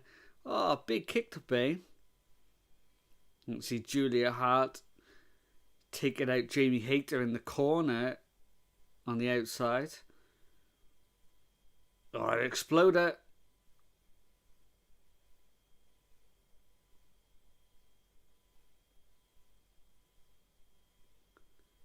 We haven't had anybody in for a while here now.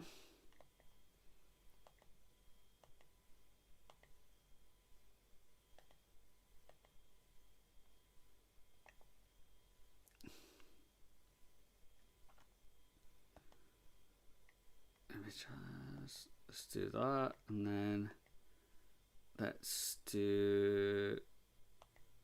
Here we go. There we go. Recognise that music. Here comes the best babyface in the business, Willow.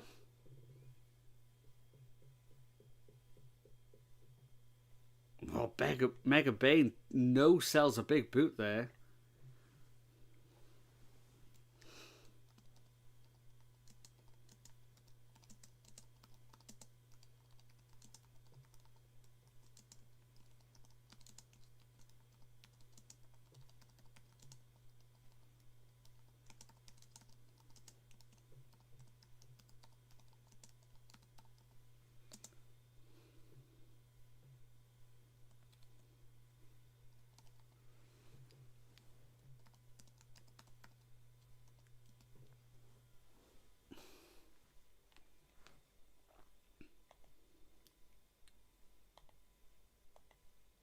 Oh, big chop from Willow now.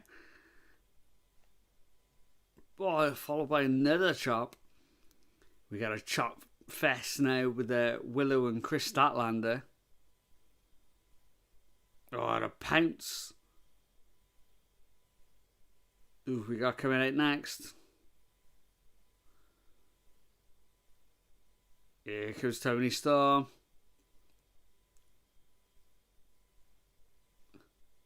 The favourite in this match.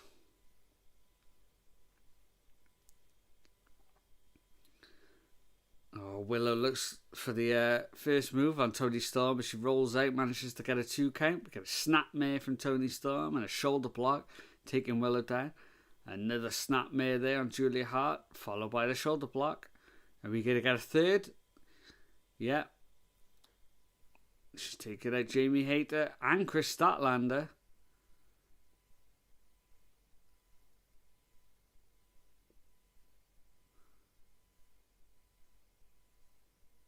Megan Bayne again, though, is the one to drop the entrant. She's got Toni Storm up on her shoulders, throws her over the top rope to the outside, lands on Chris Statlander. Willow with a missile drop kick off the top rope. Gets hit with a super kick by Jamie Hayter. There's action all over the ring here. Julia Hart now in charge. Oh, but she gets hit with a lariat from Willow. Back and forth action.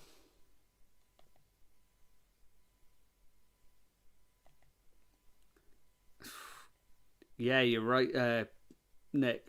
AEW really are letting Megan look strong.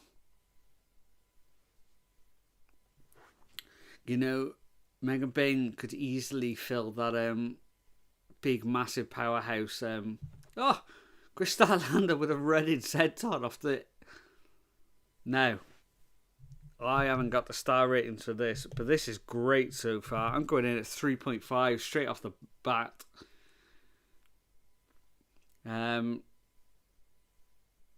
So we got Julia Hart and Jamie Hayter in the ring. We got the 10 count coming down again. Who's going to be next?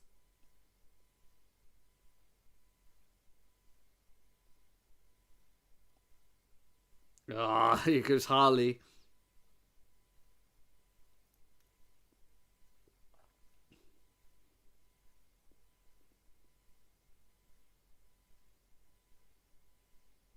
Oh yeah, of course. Harley's from Australia as well. I said about Megan Bayne, you know, they could easily AEW could easily put her in that Jade Cargill super, Amazon type wrestler. You know, they could base a division around it easily.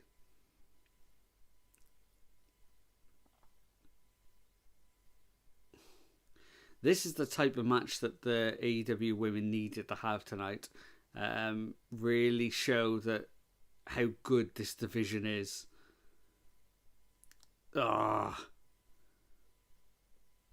Just snapped Haley across her back there. I hate to wait for a big, massive clothesline. Harley's been hit with mist. Julia Hart with a lariat to the back of Harley's neck. Beers Toni Storm coming in. Rolled up Julia Hart. Could she get the 3? She does. The rookie Toni Storm.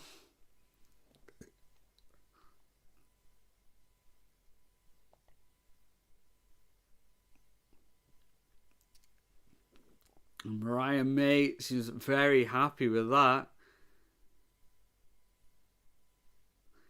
Maybe knowing that at All In last year, she was the one to beat Toni Storm.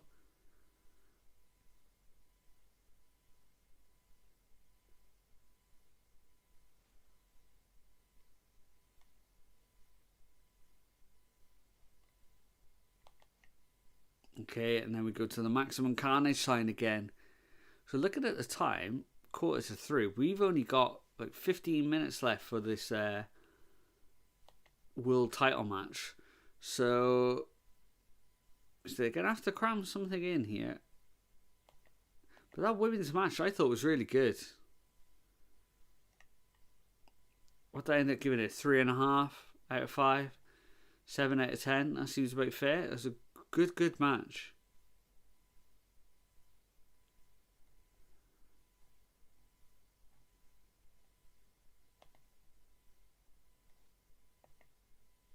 Yeah, that was fun. Yeah, it was. I like that. The ending was a little bit sloppy. It kind of came out of nowhere. And the fact that she had to pull her Julia Hart into a weird position. It wasn't the crisp ending ever, but you know, it is what it is. So Mariah May versus Toni Storm in the All In rematch. They only have big matches, these two, and that's the way to keep it, I guess. I mean, you would think the Toni Storm is going to win it on home soil.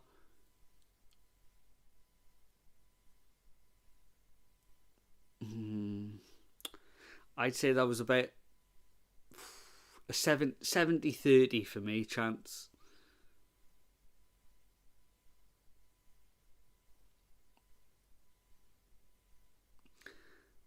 Watching this Twitter live, not Twitter live chat, this Triller live chat is almost as bad as the Twitter feed. It's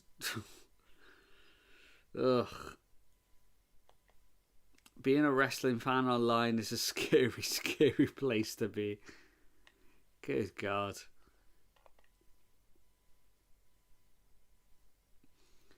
So we got the Black Page of Doom here on Triller, where I never know if it's gonna come back or not. Whenever I watch on Twitter, I never look at the chat. No, you're right, mate. I'm actually gonna close the chat. I've closed it so it can't distract me. I'm not gonna get annoyed by it. And here we go. Let's take off the star ratings. Let's bring it back to the main event page. We got Jon Moxley versus Powerhouse Hobbs.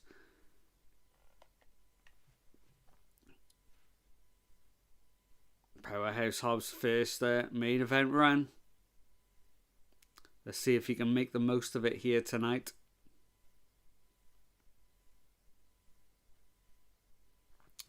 Big underdog in this match.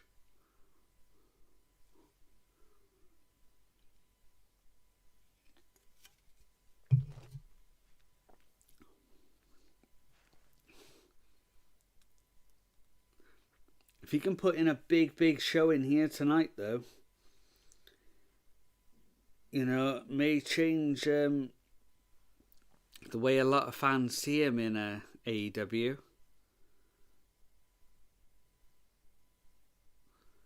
Here's the entrance from Jon Moxley walking in from the outside.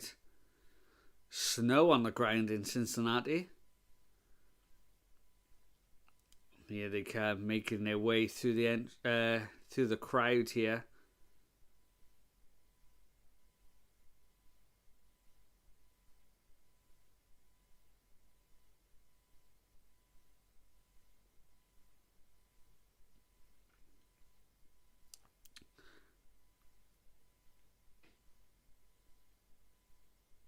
Right, now Mox. If Mox looks up and sees Powerhouse Hobbs in the ring, please stand it. Yes, thank you. Thank you, sir. That's what I was just about to say, because Powerhouse Hobbs is on the second rope looking out into the crowd. And I was just about to say, please stop, Mox. Stop moving around so we can get some amazing photos of the two staring at each other, one from inside the ring, one in the crowd, because that'll make an amazing picture. And I think he did just long enough. I think he spotted in a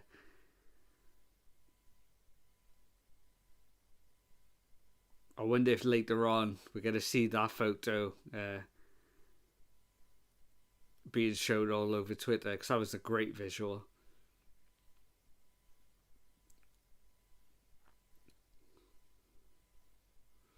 Mox looking ripped again tonight. Look at that, looking trim.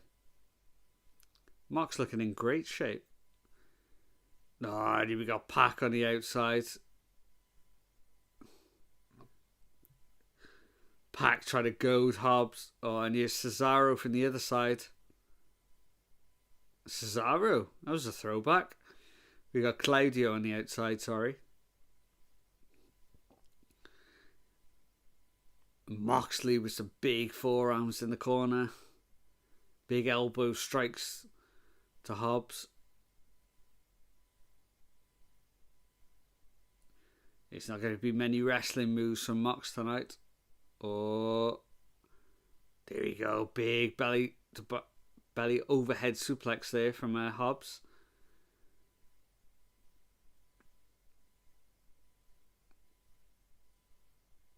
Oh. Big elbow shot to Moxley there in the corner. Moxley tries to get away but gets caught on the other side. Big forearm blow to Mox's chest there from Hobbs. I think we're going to get another one.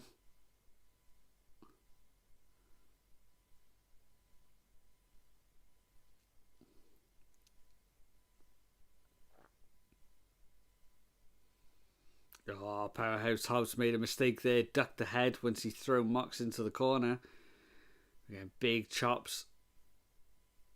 Forearm shots from Mox. But no, shoulder block. Takes him back down.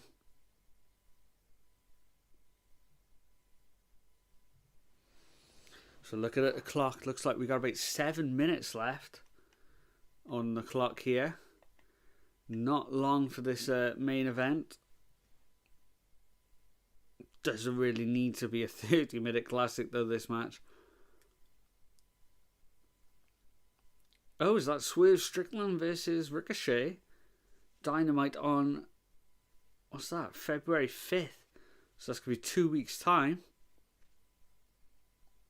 I thought they would have waited till the pay-per-view for that match.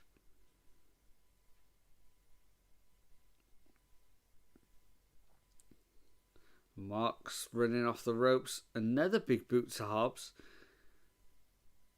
Oh, yeah, because Mox running through the ropes. Oh, big tope. Doesn't take Hobbs off his feet, though. Knocks him back all the way to the guardrail, but doesn't take him off his feet.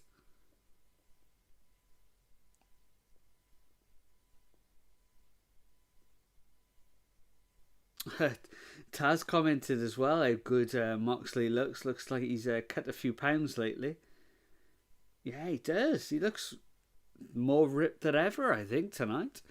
This looks like AEW debut Mox.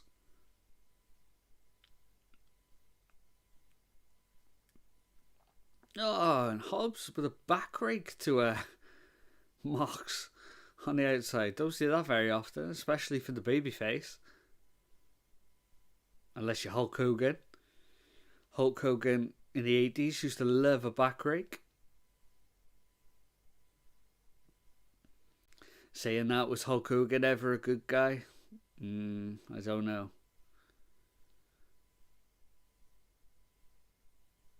Oh, 10 punches in the corner from Mox. And then flips him off as well. Shouting out to the crowd, yeah.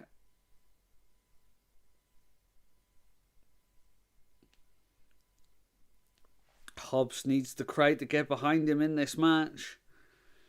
Show that he can be a main eventer. Possibly win the title.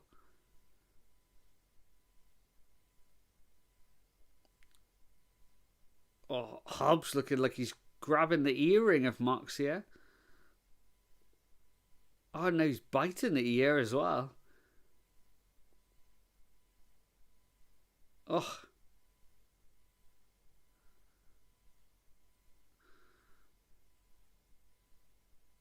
Really rough and nasty spot there.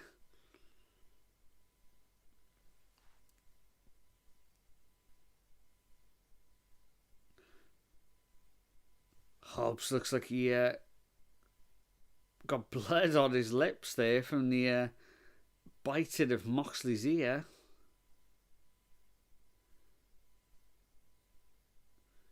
Hobbs goes out to the ring. He's going to try and get Mox back in the ring. Obviously, you can't win the title on a count out. Oh no, he throws Mox over the barricade there. What's he going for here?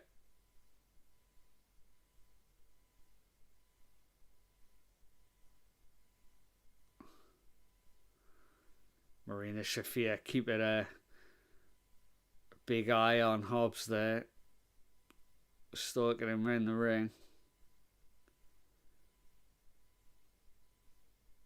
Mox's feet are upside down here.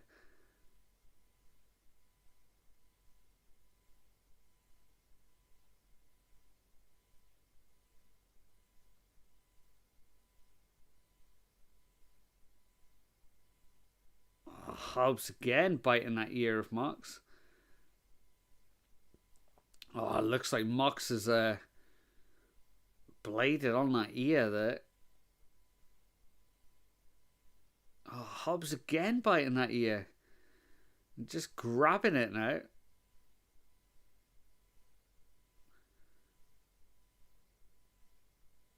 Oh, Hobbs wiping Mox's blood all over his face there. It's all over his hands.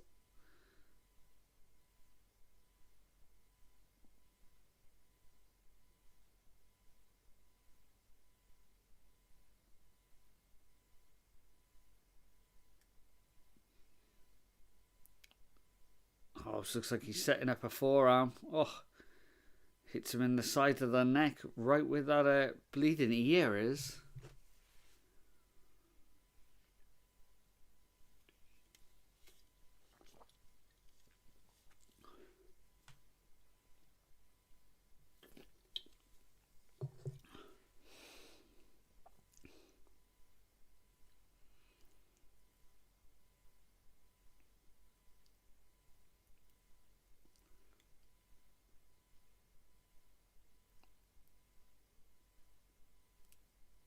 Oh.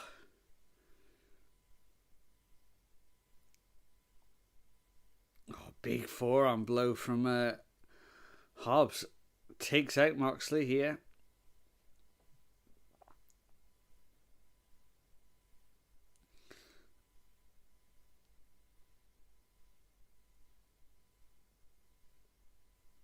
So, yeah, I was trying to listen to the chants there. The Let's Go Moxley, Let's Go Hobbs chant. Seems pretty 50-50. Oh my god, the blood all over Moxley is getting worse here.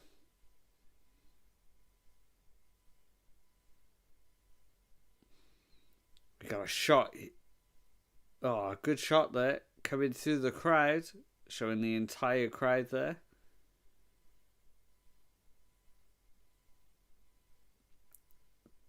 Oh, we got a cutter from Moxley.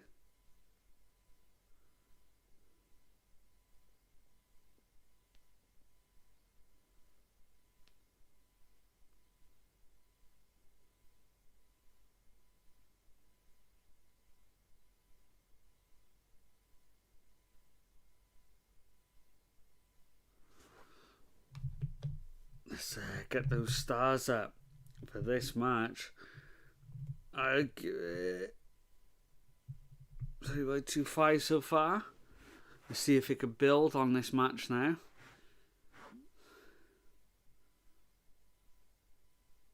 Oh, big elbow strike from Hobbs. Full head of steam. Mox had escaped it. Goes out to the outside. Shafir on the outside delivers a big boot to Hobbs.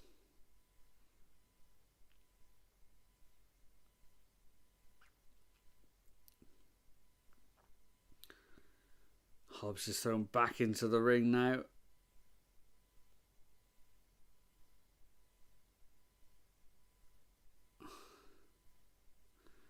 Moxley picking up Hobbs. Is he looking for that? Is he looking for the Death Rider in the middle of the ring? No, Hobbs can power out though. He does.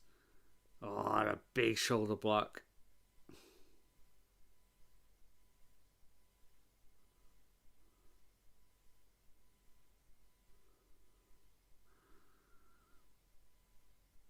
Hobbs making it to the corner again. Oh, big lariat. Somehow Mox is back up. He's back up again. Oh, the big corner. Big clothesline into the corner, sorry. Oh no, we're just getting big clotheslines.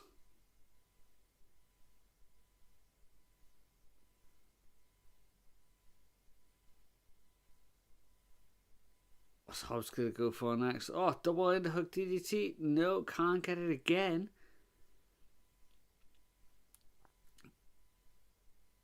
Hobbs has got him up. Oh, a big, massive slam. Can this be enough to get the title? No, only a 2 count yet again.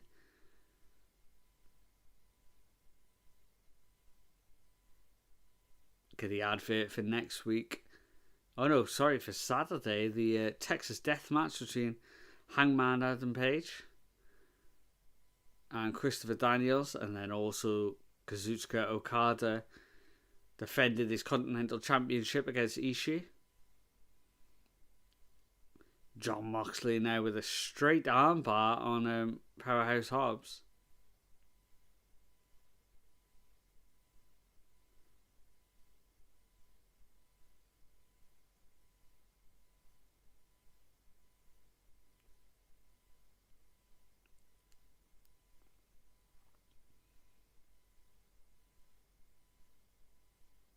Oh, Powerhouse Hobbs managed to power out though.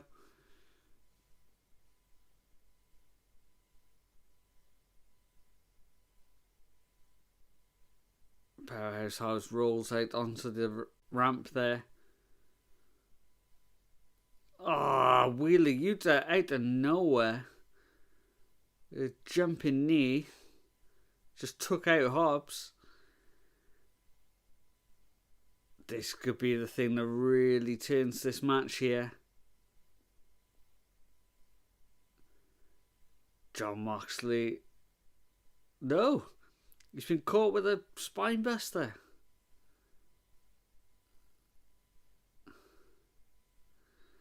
Powerhouse Hobbs is feeling it here.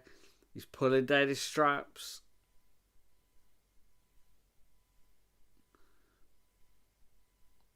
Oh, he's lifted him up onto his shoulders. No, I thought he was maybe going to go to that torture rack. I thought we were actually... The prophecy was going to come true. Oh, Marina Shafir. Oh, with the briefcase. Got a roll up from Moxley. No, it is still only a 2 count. Hobbs is somehow staying in this match. There's that Death Rider TDT. That's going to be enough. 1, 2. No. Hobbs kicks out again. Oh, we get a bulldog choke. Oh, Mox is going to put him to sleep. And he does. Wow, Hobbs looking strong there at the end. Managing to kick out of everything.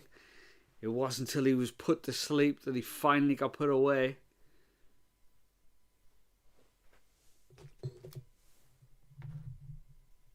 Good match there. Very good match again.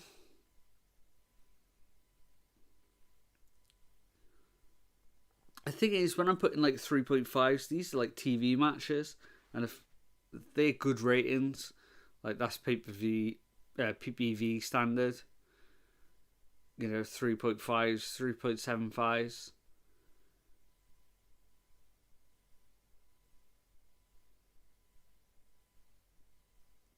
Really you shouldn't be getting over 4s for TV matches. You should be saving them for the pay-per-view shows.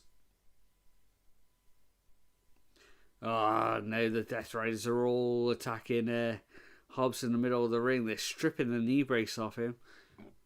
Looking to do some real damage here. Big chair shots to that injured knee. And now they're setting up the chair around the knee. Oh, Cesaro delivers a big, massive stomp there.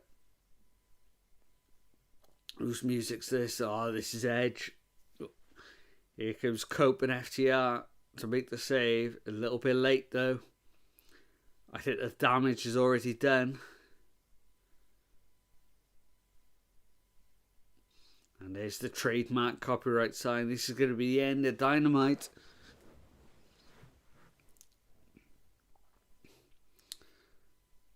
So that sets up the main event for Collision, which is going to be that 12-man, including the Death Riders, included the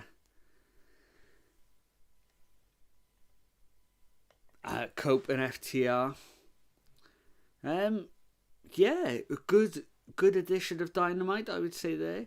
So we had the obviously the opening match, Kenny Omega versus Brian Cage. Pretty good match, pretty decent match for the start. It was fun. The tag match got over the Hurt Syndicate big. They're going to be looking for a title shot soon. The women's gauntlet match was the best match of the night, I thought, and then that main event was pretty damn special as well. So yeah, good fun Dynamite, which is what they need. The fact that they've got that Texas Death match on the weekend as well. They got Okada versus Ishii. If you're an AEW fan, you're getting some good shows coming. So yeah, really good show yet again. I'm not sure if I'm going to be back for SmackDown. Last week SmackDown was painful to get through for me. It was 3 hours and there was so many adverts. It was so hard to get through it. I mean, even tonight it was only 2 hours. It's 3 o'clock in the morning now. So yeah, getting back up for work, staying up late. It's not the easiest thing to do in the world, but I still am enjoying these at the moment. But yeah, we'll definitely be back next Wednesday for Dynamite.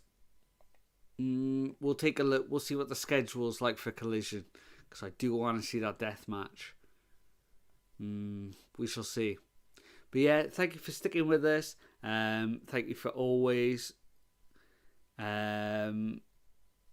leaving comments, sticking around for the whole show is always fun.